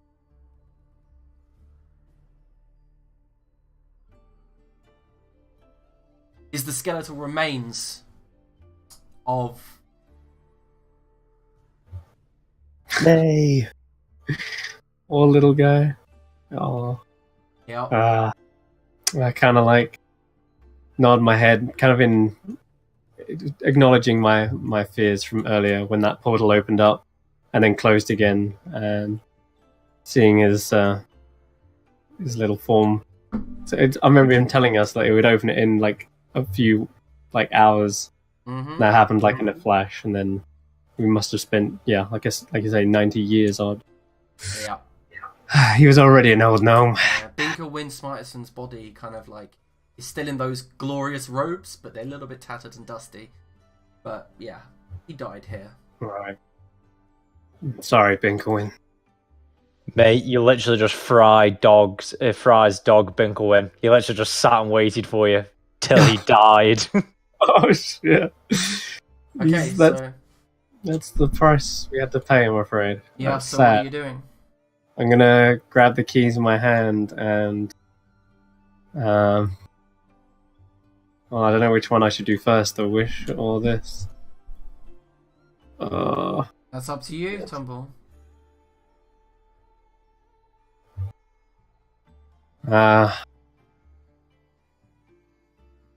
I say,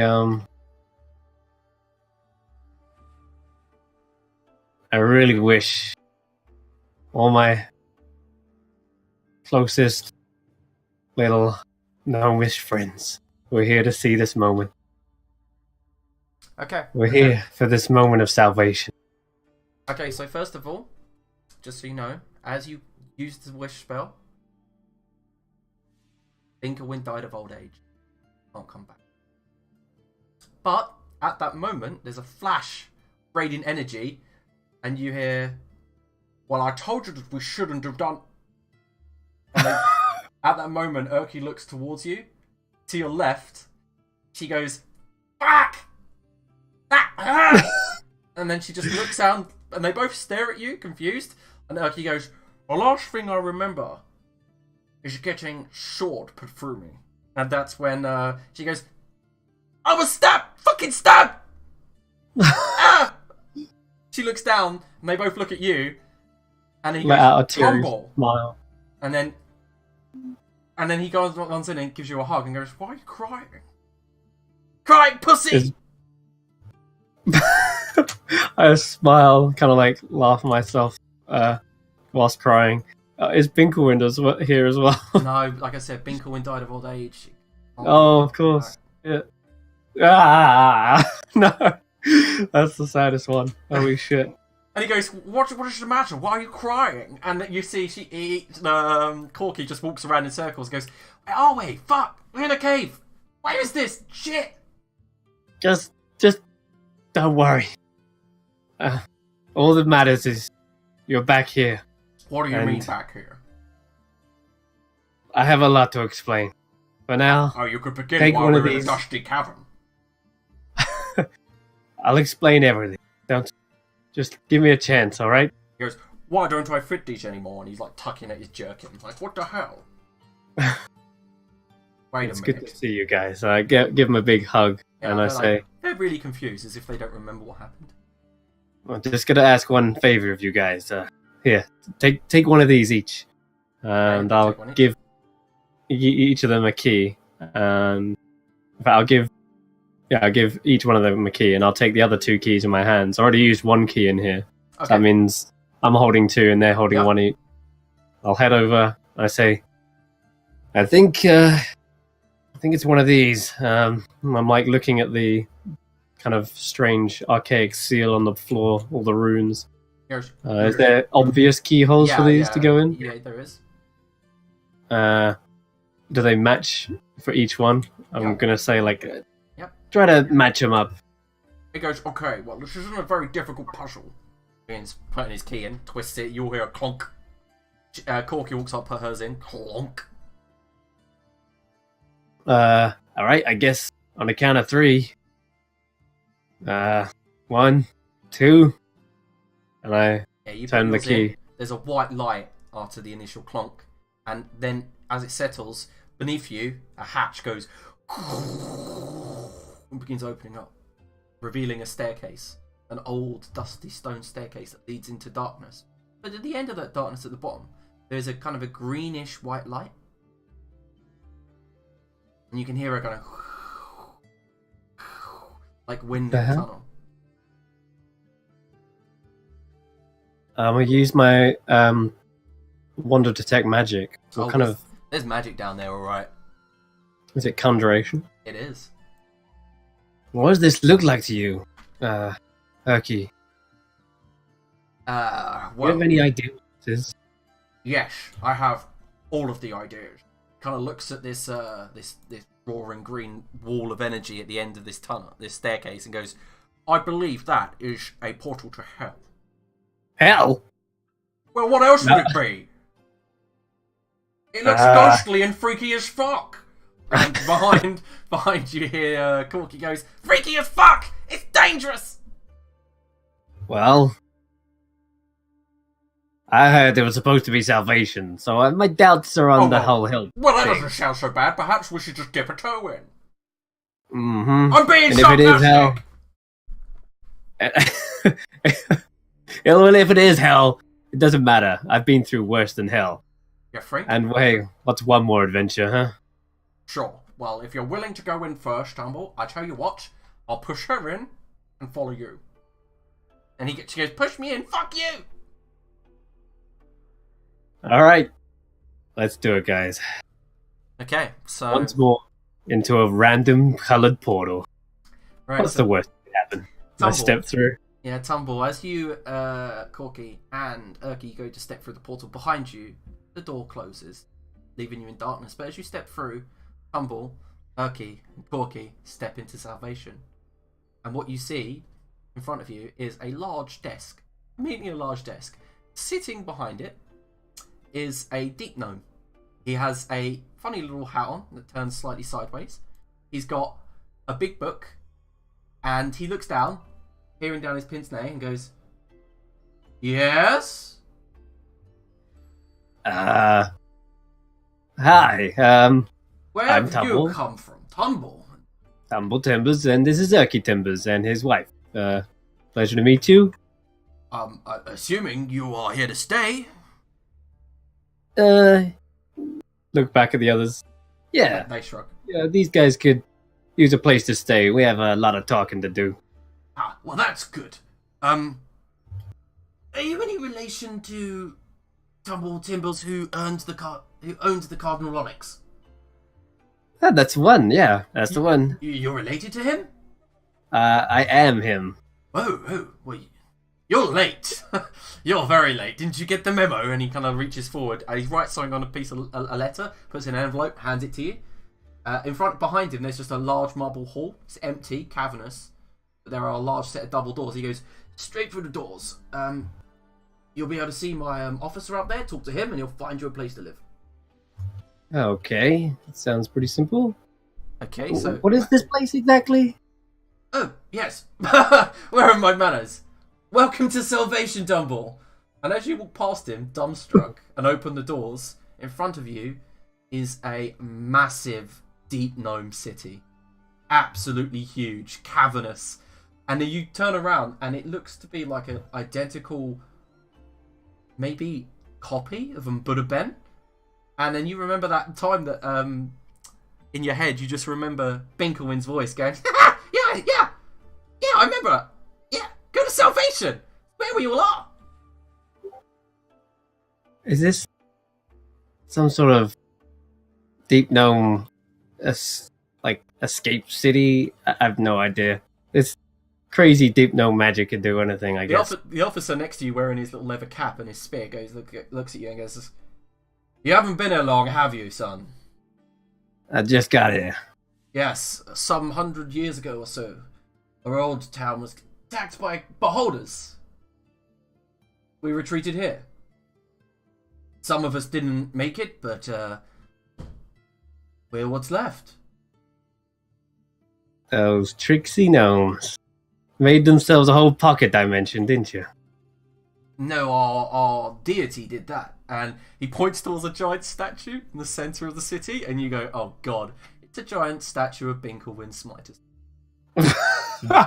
Oh, deity, what the fuck? Amazing. I kind of like chuckle to myself.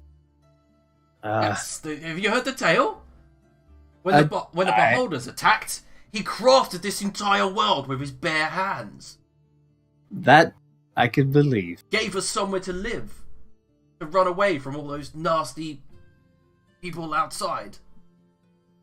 Look, welcome. And he points towards your friends, who are obviously much paler gnomes, and he says, "I haven't seen some of you in a while, but welcome to Umbuda Ben 2.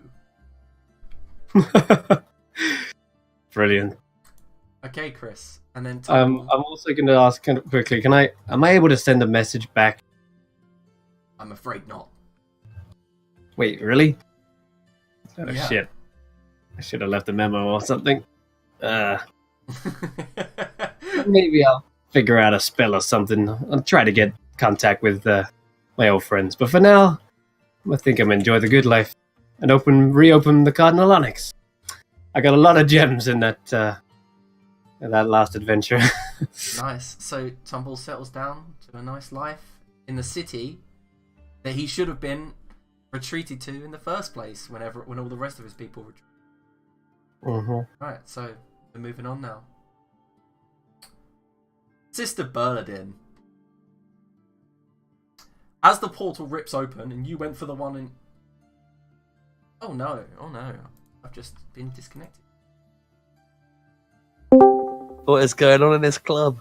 Sorry, I'm back! Snake on a plane. I got disconnected! Reproduction! What's as funny as Alright, Sister Bernadine. Epilogue cocktease. You wanted to... You landed in Isilcapula, right? Oh, That's Discord. Alright, so Sister, Isilcapula. Discording. Class. Come on, attention. Alright. Go on. So, immediately, when you open your eyes, the first thing you see is a ruined city around you. Shadows are in every corner. You hear the scraping of something to your left in a hollowed oak building with yawning windows. Above you, the sky is grey and dark. You stand to your feet, and you're in the same kind of area that you remember that your temple was in.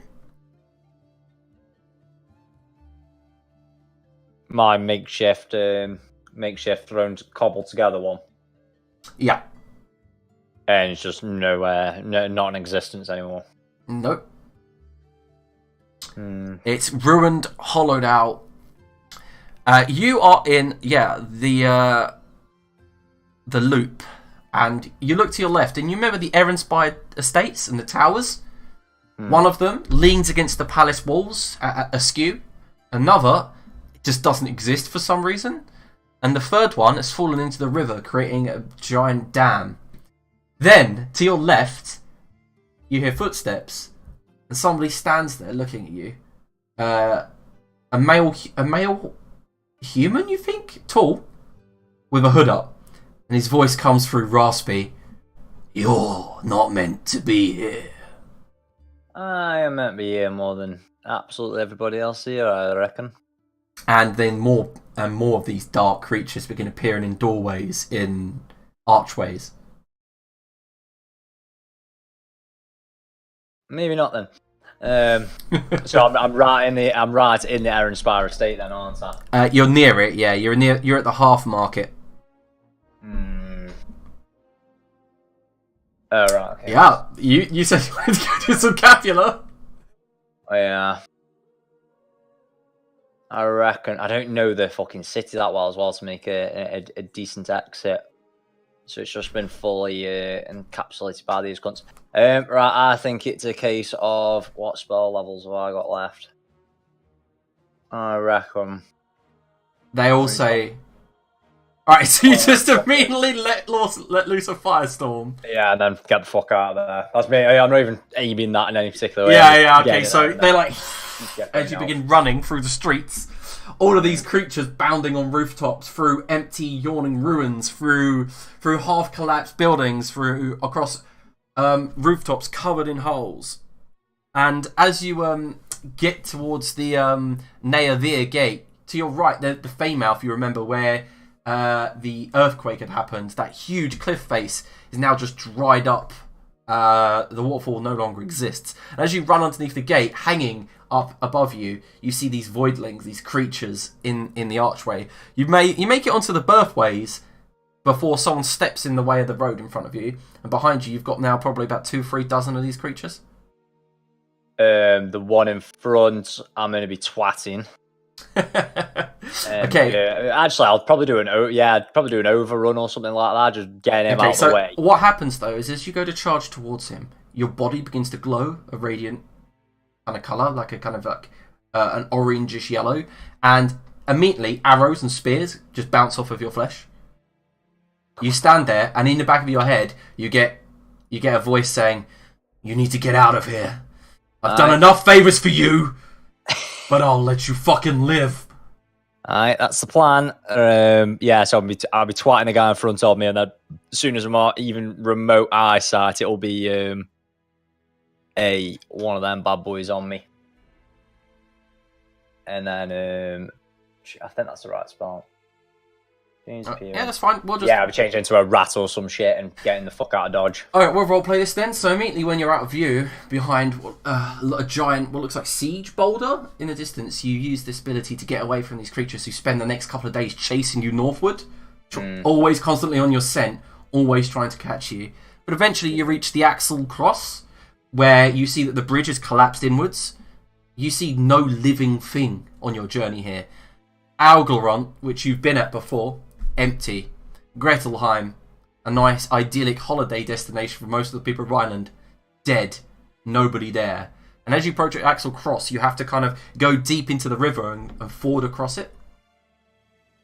When you reach the other side, you see the sisters in the background. Much improved, though.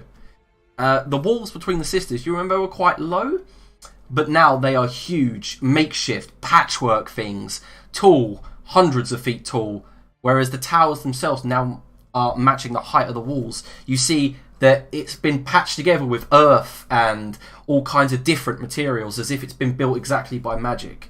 Perhaps stone shape, I'm not, just saying. Yeah. But I imagine that's to keep shit from this side of it getting to that side. Yeah. I imagine the other side, that's a bit more civilized then. Well, if they're hunting me on my scent, though, I've not really got much to stop. Well, you do notice that they have kind of fallen back, though, Bernardin, since you've managed to get this far. They've kind of, stopped. But are you going to approach the walls? Yeah. Right, so as you approach the walls... And I'll shoot some dancing lights up into the air, try to get some attention, use it as like a... That's a good idea, yeah. You begin shooting dancing lights up in the air, and then you hear a war horn is blown, and in front of you, one of the many portcullis that lines the bottom of the wall opens up. Sound. You are led into a dark tunnel, and behind you, the portcullis close. But when you get to the other end, you find the portcullis closed at that side, and someone with an eye patch walks up to you.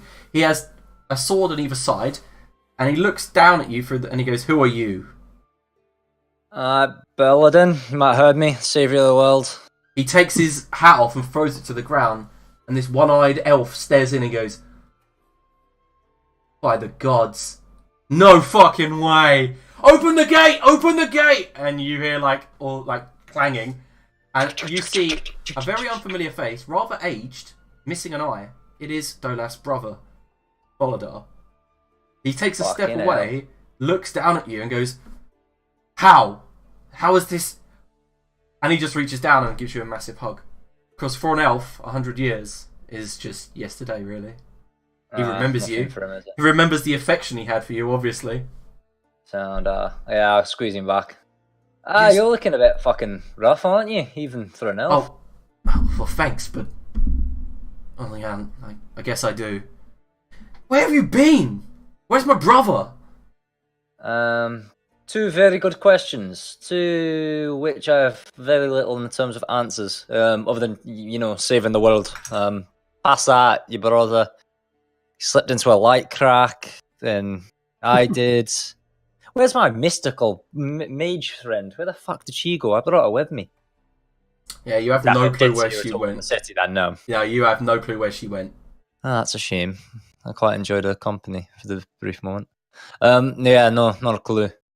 Yeah, you're looking actually quite aged, elf boy. That makes no sense actually. Been a rough couple of weeks, aye? Weeks? Years? Belladin, you've been gone for nearly 100. Ah, fuck me. A lot has happened since you've been gone. Aye. Oh, fuck me. I wonder if I'm alive back in Bruckheim. I wonder how long an exile lasts for. Alright, why? What's the crack here then? What's going on with the makeshift fortification going on here? Well, when the portal opened, an army poured out. Alright. We retreated to Azul Capula, south as we could get. But luckily your people were there to help us escape. So we sailed back round, and we locked them in. Ah, so they chased you into the refuge of trapped them in there. So they've just teleported from the sisters and then shot them in behind them. And yeah, they're not waterborne or anything then, no. Bruckheim's not in trouble. No, it does not seem that they've made any attempt to get towards the water or escape. In fact, Bruckheim blockades most of the channel. Ah, cracking. Alright then, what's for dinner? So that's it? You've been missing for this long, and it's just what's for dinner?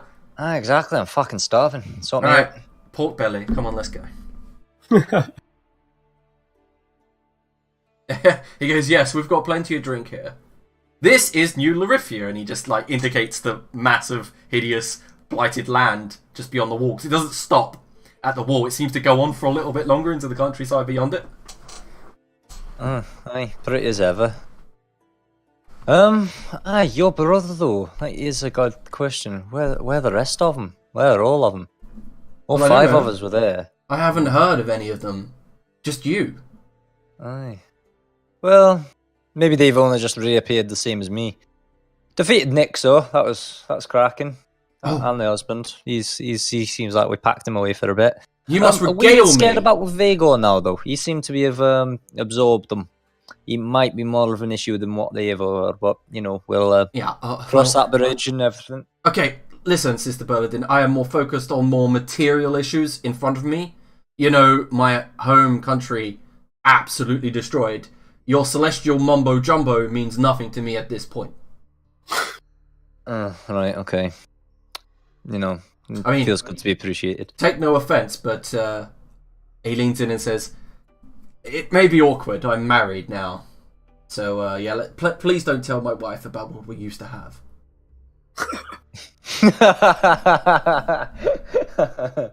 Alright then, aye. Mum's the word. What happened to my little gathering? What gathering? Oh god, you mean the Iron Order? Oh, I like the sound of that. Oh no. You made that? Oh, no wonder why they worship that fat dwarf icon. Ah, I like it. Fucking fat, you cheeky bastards. No, it's not that you're fat. It's the idol they made is pretty hideous looking. Look, if you want to see him, you're going to have to go to Ragnarok. Those idiots. They've created some sort of fucking militaristic order around there. Oh, this game's better by the word. I don't know what you did to their minds, but they're brainwashed. Aye, that was kind of the vibe I was going for. It worked at the time though, They outbulk up the numbers at the 5 sisters. How are you doing for men here then? Are we cracking here or? Well, we have our Larifian men. The elves that saw the destruction originally have stayed. We have several hundred men here. Enough to hold this wall then, aye? No, not nearly enough. Shit then. Alright, we might need some more brainwashing the recruitment in the villages though. But I'd still quite like to see if we could locate the other three. Where the fucking hell's Viego gone though? You know what, Sister Bernadine, says Foladar? I have Go a on. great feeling about this. With you here, you've added a new light to this wall that wasn't there before. I feel like things are going to get much more interesting. Alright, I do have that effect on places. I mean, I have requested assistance, by the way. Just requesting it from a distance and then going and getting them all rip-roaring pissed and Yeah, making them sign contracts whilst they're hammered. That works quite well. Hmm. A lot braver when you've got a belly full of scotch. Right then. Have you got any? Oh. You know that thing you did with your deity? You summoned out Fourth Ale? Well, my men could definitely do with that right now. Fair dues. Right, we'll do that for now, though. I feel like I've just lived a lifetime in a day, in a week, but I'm still quite itching to go. So let's get rip roaring tonight, and then you give me some men to take with me, and I think it's a recruitment drive. See if we can, I think, one, secure this border, and then eventually see if we can take back his Alcapula. So I reckon we get this portal shot. It's probably Faladar says, unlike your spunk, let's do it. Aye, cracking. Right, let's get pissed. Alright, so Sister Bernadine's epilogue is the way it began. Let's turn up, let's fight some bitches, and get wankered. Yep, sounds good. Okay, well done, Curtis. The only question that remains is who's she going to sleep with tonight? Yeah, well, I hope... it's going to be some sort of family drama with Foladar, you know it. What? Alright, so... Oh, if I shag his wife, that'd be fucking top. That's yeah. He just made that. He just made that mission. Right. So first of all, we're gonna go with Vagor. So Vagor, you have free reign. Tell me what happens. You know what you are now. Go ahead. Tell everyone what happens. I'm just a bit vague on the timeline of when this would happen. Time means nothing to you anymore. Yeah, it would happen over quite a long period, so I guess they would start noticing the effects like in their future. Yeah, you mean in the next campaign, wink wink. Yeah, for one. Or in their future of the characters that have just had their Okay, so we'll explain so. that. So the first thing you do is the Feywild, you have a slight minor control over it. And your void does creep slightly in. Mm-hmm. You are able to use this to your advantage and set your goals in motion. Yeah, so I'll share a little quote that I wrote down for Vagor when he was still little Vagor, level 3, and it's when times are toughest, it comes down to the strongest among the population to assert their dominance. History is not always written by the victors, but they do shape their future. It is now time for me to take control of our fate and shape our future, and that's exactly what he's doing.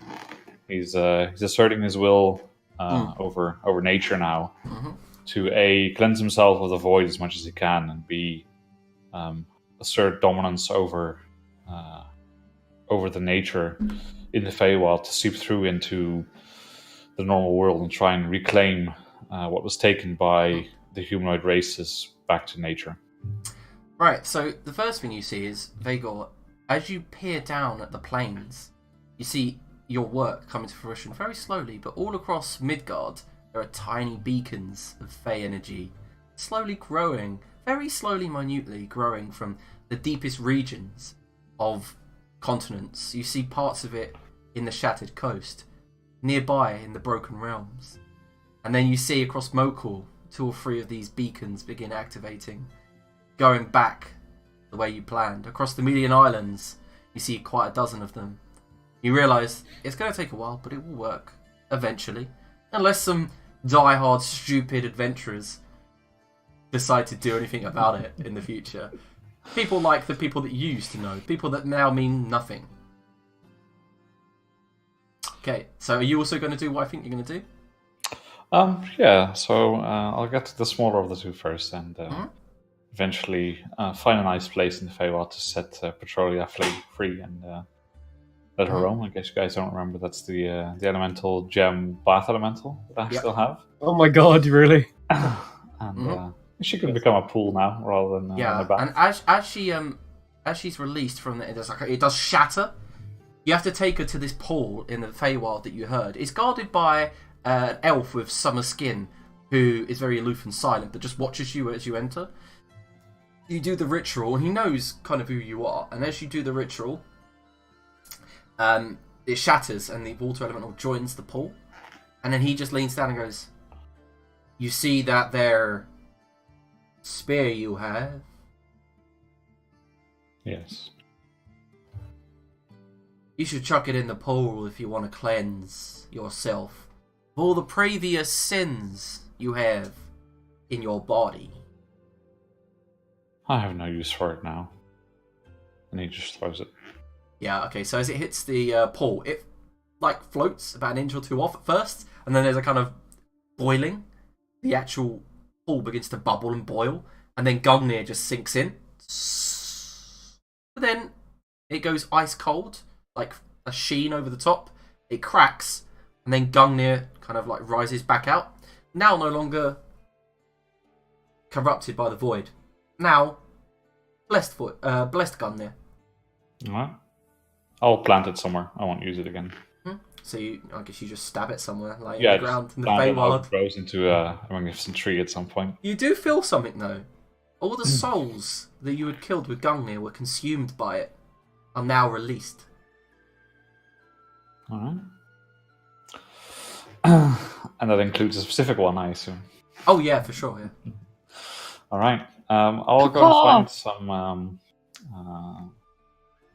I guess there are some humanoids every now and then in the Feywild. And I'll try and find some who are on board with the purpose of turning nature back onto into the dominant force in the world. And I still have a scroll with me. A scroll. And I'll use beast shapes, and we will do a little going for the now released soul as eagles. Okay. So this is part of the ritual I was telling you about. So we'll turn into giant eagles. Yep. There's like 10 of us, I think it is. And go to the place where it happened in the material plane. Mm-hmm. And someone looking up at the sky will see a bunch of eagles doing really weird maneuvers. And what almost looks like a ritual in the sky, somewhere above the vicinity of Fort Ernestspire. Yep. Okay, and I'm assuming that does what I think it does. Mm-hmm. Okay. Alright. That resurrects her. Alright, cool. Yeah. So eventually, her spirit appears more as a kind of a humanoid face shape than what you originally experienced. And her voice is forgiving. It's been a while now. You did what you had to do. Oh shit. Yes, I did.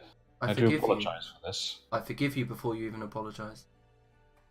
I joined with you because I knew what you needed to do.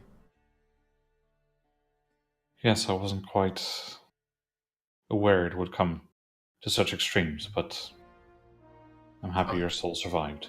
I wish you'd told me in the first place. I would have willingly given myself.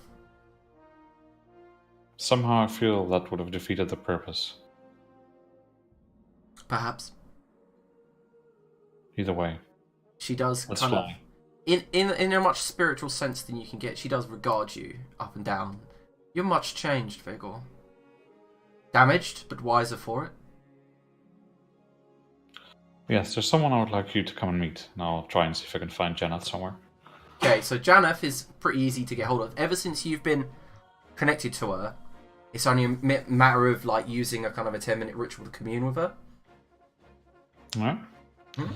So I'll sit down somewhere in the shade and commune for a while. Yeah, and the moment you sit down, you're joined by what looks like half a dozen Fae, small little creatures, all of them begin to crawl over you. And yes, Janeth, he doesn't say anything, but you know she's listening.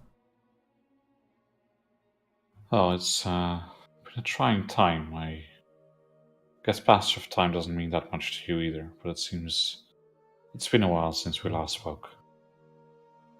Yes, it has. But you killed her. We succeeded. That we did. No longer doomed to repeat our failures. Hopefully. But humanity and its skin is stubborn. We'll see what they make of the world in a decennia or two. I won't agree with what you've done, Vagor, but what you have done is justified. I agree with it, but at the same time I don't. They will fight back, like they always have done. I understand, but it's time that we do as well. Okay. Either And way, then there's someone I would like you to meet.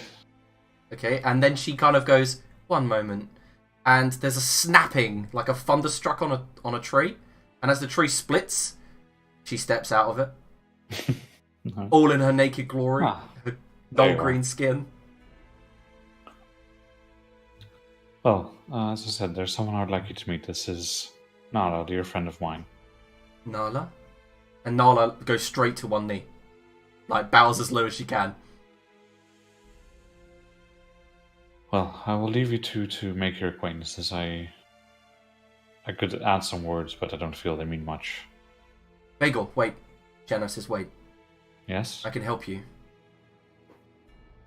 In achieving... What you want. Removing that from you. Ah, I see. There is something left, yes, tempting me sometimes. Spool's less here, but it's still there. She takes one of your hands, in hers, and then places another on top. Peers into your eyes, although you have none, and then just says, "Join me, become one with me. We can do this together." Slowly nod. And you and Jennifer joined in holy matrimony in the Feywild. Alright. Do with that. Yeah. Is there anything else Vagel would like to do with his ascension? Maybe you just go anywhere. However, it's a little bit more difficult to arrive on the material plane, just so you know.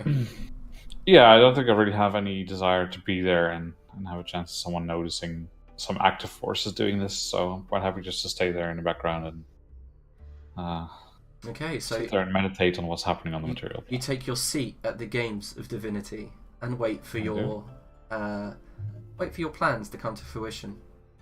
Yeah, and if needed be, I'll employ Nala as my avatar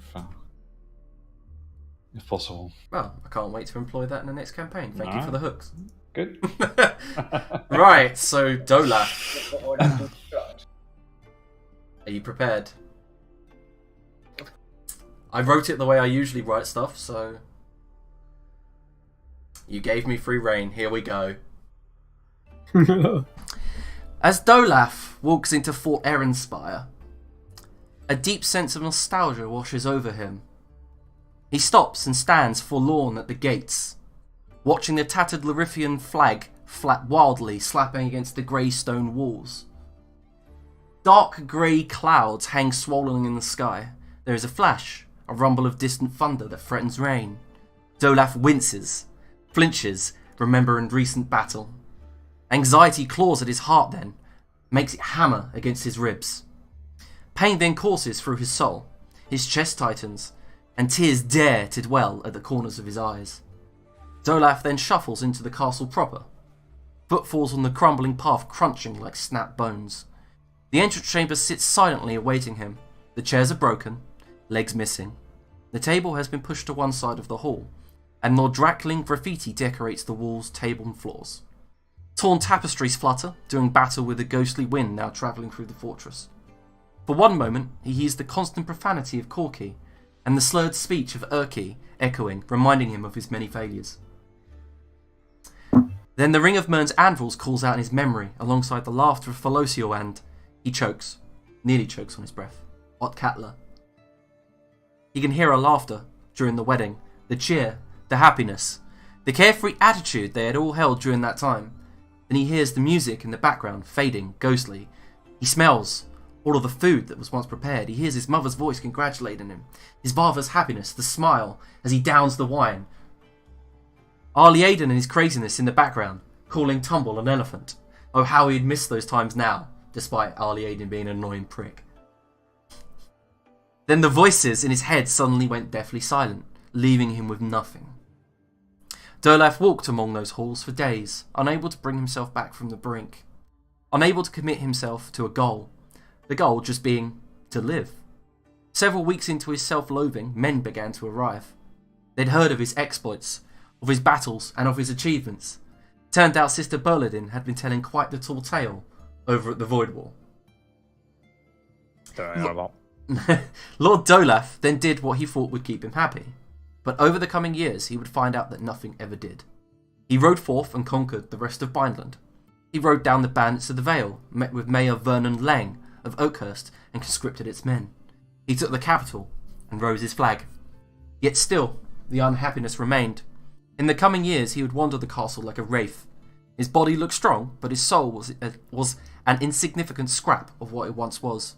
The servants would comment that he needed a strong woman to get him back on track, and when he had heard this, he had their heads put on pikes above the walls.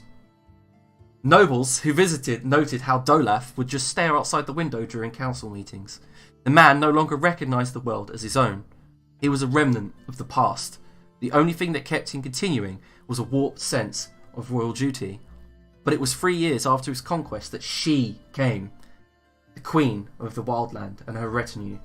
And as they wander through the capital of Bindstad, she walks in through the castle walls, is welcomed, and stands there at the other end of your hall while you sit there slumped on your throne, Dolaf. She looks much like her, yet she has your hair, your coloured hair, she has your coloured eyes. She just takes one step, and you see that she looks nervous. She almost has tears dwelling in her eyes. You've heard of her, Dolaf. You can't quite get to grips with the fact that she might be your daughter.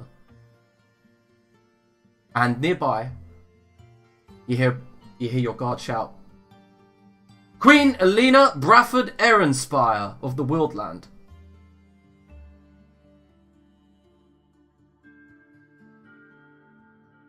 She just stares at you.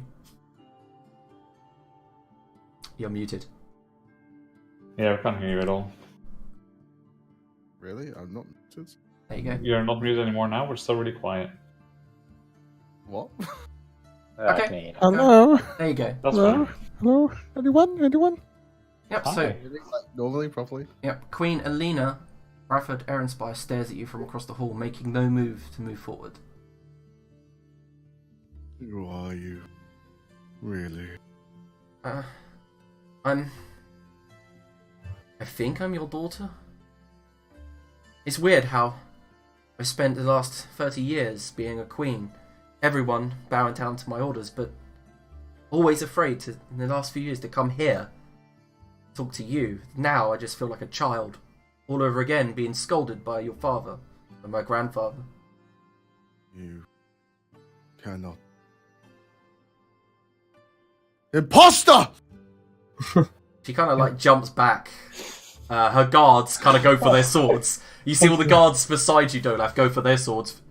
And then they just calms, like the air of violence calms. So she goes, "Okay." She left me this. Wanted you to have it. Reaches into her robes and produces a letter. Hand to a guard. Bring it to me. She walks over to the guard, and the guard snatches it out of her hand. Seeing as you know that you've bred tough, violent guards, violent soldiers, the way that you've conquered Bindland. And she just looks at the guard as he walks it over to you. Give it to me. Okay. As you open it, inside, it is in recognisable script of Otkatla, the flowing handwriting that she used to use. And it says, basically on the letter, it says, "Dear Dolaf, my love, my husband, I apologise. I apologise so much for everything. When I left, you fighting her, I took to the void, and then made one last attempt to make it to the material plane. I gave birth to our son and daughter, and left them with your parents. Now, I hope you show them as much love as I would have if I could have been there. Yours forever, Otkatla."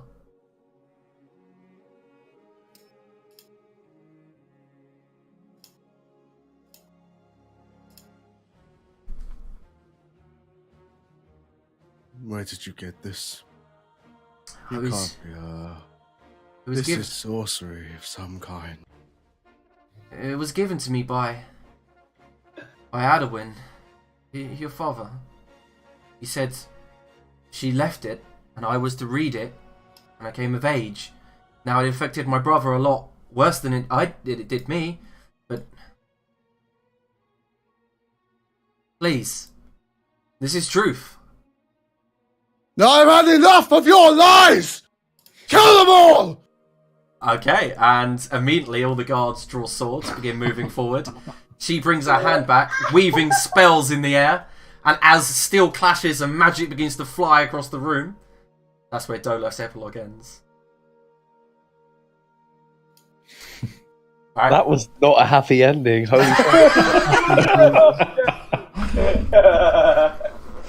Ollie Aiden! Friend! Yes. Now let's do this. Right, so first things first, when you appear through the portal, you land on a grassy field. It's cold, it's morning. You look around you, to your right you can definitely see a recognisable town. And to your left you see a deep recess in the earth. Can I geographically locate myself? Have I seen it before? You're south of you reckon you're about southeast of Oakhurst? Interesting. Almost where I wish to be. I orientate myself quickly and then continue on until I find a very, very well-known path that I've tread before. You do. You find that, and also in the distance you see that massive kind of like crumpled graveyard-style wall that surrounds the fire vault. It's funny how the fates work sometimes. Mm-hmm. How do I feel? Do I feel rested? Like ninth No, level you rest? don't. You don't feel rested. In fact, you feel exhausted. But you know, in that tower is someone that can help you stay rested, give you a place to stay if you wish. I will refrain from that from the moment. Okay. And I will use what provisions I have to make a meager camp and cook myself some food and sleep deeply for as long as I can.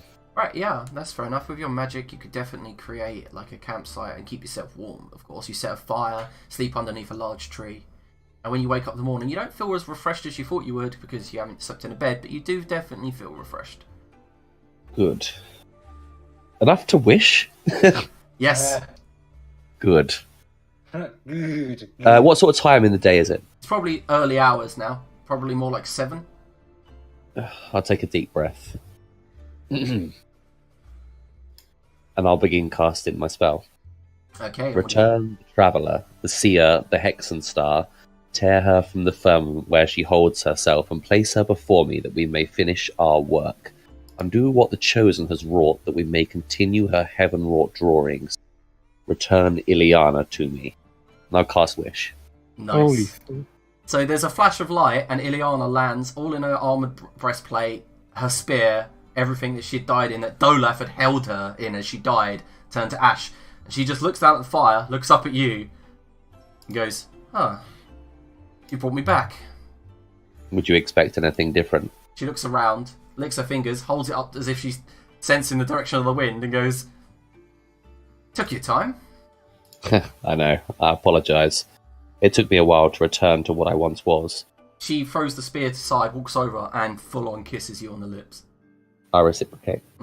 And after a little bit of kissing, a little bit of fondling, she stands back and goes, "Is it to happen then?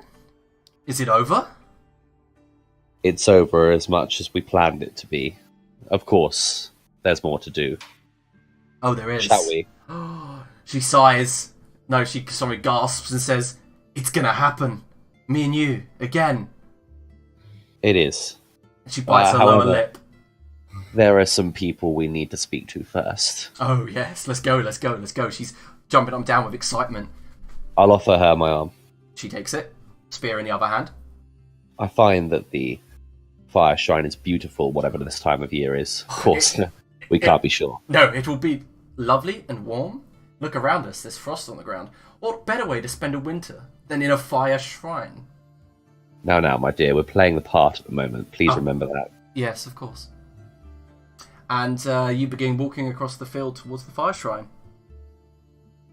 I'll stop just outside. Yeah. Well, he's usually around here. Perhaps knock knock. And from behind one of the gravestones comes him, kind of like all hooded, blue-skinned. I told you my blessing would help you. You're back! And healthier than ever. Oh, and who is this regal woman? May I present to you Ileana, host of Destroyer of Worlds? You may present her. And he leans forward and kisses her hand. But he kind of just like lets his tongue loll out between her fingers and then rises back up. And then she kind of looks at it and wipes it on her trousers. And he goes, "Oh, have we finally come to this point, Arliaden? Are you done with me? Are we no longer joined at the hip?" Oh, no, my dear, sweet little demigod. But we have so much more fun to have. And that fun, unfortunately, must come later. There are other pressing issues I have, but perhaps you can pencil me in for when we originally agreed. Oh, so long, so far. But I bide my time. I am patient. Really, I'm sure a snapshot within your memory. When was the last we met for you? Seconds?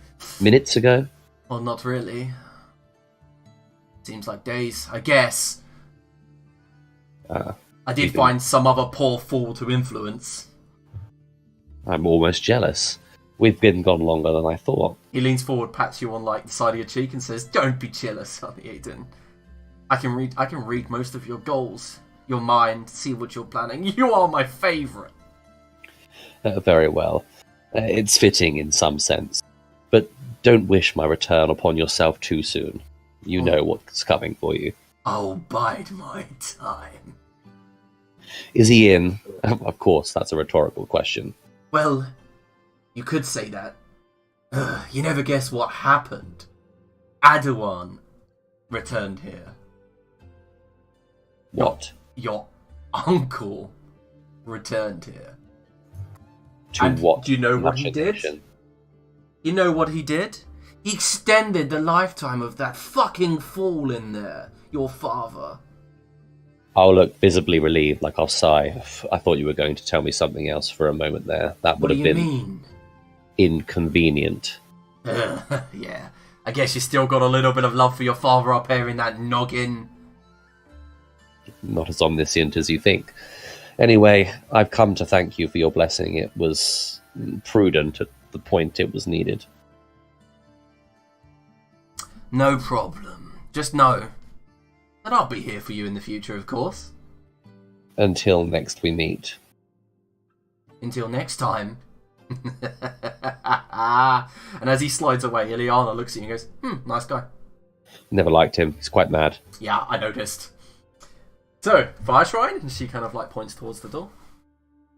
Shall we? Right, let's see what state my sorry father's in now. Okay, so as you knock on the door, there wasn't really a door, but you just knock where there was. You hear a kind of like scraping noise, and to your left, not like a door opens, but like the wall slides slightly. And I knew you were coming. Father. It's been a long time, I would imagine. You've much changed. And he looks a little bit straighter than he used to. Like when you saw him, he was basically dying of old age. It looks like he's been frozen at that age and just got used to it. And he goes, "Come on in. I can tell that you are much changed from when we last met." There I am. I appear clearer, and things are much more apparent to me than they once were. Who is this radiant beauty? This is Yeah, go ahead. Ileana, host for Destroyer of Worlds. Destroyer of worlds, surely not. And Ileana takes his hand, puts one hand on top of his, and goes, "It's such a pleasure to meet you. He's told me so much." It's touching. It really is. Come on in, it's cold outside. Come on, please. I'll get the fire started. As he walks across the kind of opaque obsidian floor with a warm glow underneath. I see that the magic hasn't quite yet removed that which you feared, and I Yeah. believe I made a promise to you. You did.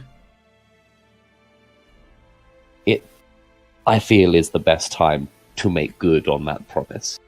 Oh, you finally wish to take your place in this world. You wish to become guardian of this primordial spirit. Quite honestly, I couldn't think of anything worse, you snivelling, wretched little worm. Ileana smiles and begins to circle, drawing her spear. I fooled them. I fooled each and every one of them.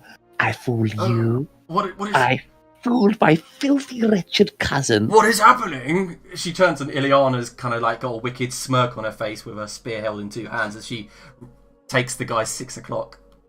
And now I'm going to end your sad, pathetic little life before I return and rain death down upon everyone I've ever known. No, this isn't... This is impossible. How could I not? And Ileana runs out and he goes, ah! As she stabs a spear through the back of his kneecap, pushing him to the ground. Kill the fire spirit now, dear. Kill him good. Kill him till he's good and dead. And Ileana does exactly that. Throws the spear to one side after pulling out, draws her dagger, and goes full Caesar on him. I can't believe it. Everything planned out from the beginning. Chess here, piece there, queen moves in any direction she wants. Ileana stands up covered in flecks of gore. She's laughing and smiling. And now it's time. It's almost as if everything's perfect. Bishops fall. She's got a smile on her face. She goes, go on, my love, do it. Absorb it. And I do. Okay, so you walk up over the over the top of the crystal, bring your hands out. As the ground begins to rumble. And as the energy rises up, it's the opaqueness, spreads out, magma begins to burst out the rest of the firebolt at the edges. And you feel a warmth inside of you, Aliaden. And eventually, when you turn round and look towards Ileana, she's like clapping. You should take a look at yourself. And as you turn around, you see your hands are glowing red. You feel the warmth coming from your eyes, your body. And as you clench your hands, you feel like the control and manipulation of the flame itself. 1, 2, 3, 4, all follows me. 1, 2, 3, 4, I do whatever I please. And that's the end of our epilogue. Holy shit. Well, I'm glad I'm safe and sound to my own. And I'm so glad that I got to see Otti's daughter before fucking Dolaf did. Jesus. Oh, yeah, guys. So that's the end of Voidheart. End of an era. Final Right. Good luck with that shit, Sister Berlin. You're the only one. I'm pushing demigod status at this point. You're all fucked. Wait till I get my following. Alright, Demigod? so Don't know what you're on about. I'm going to end the recording there. But it was No. grand. A nice It 2 was. years story. Very, very Ciao. It was a beast. Bye. Thanks for See watching. you on the other side.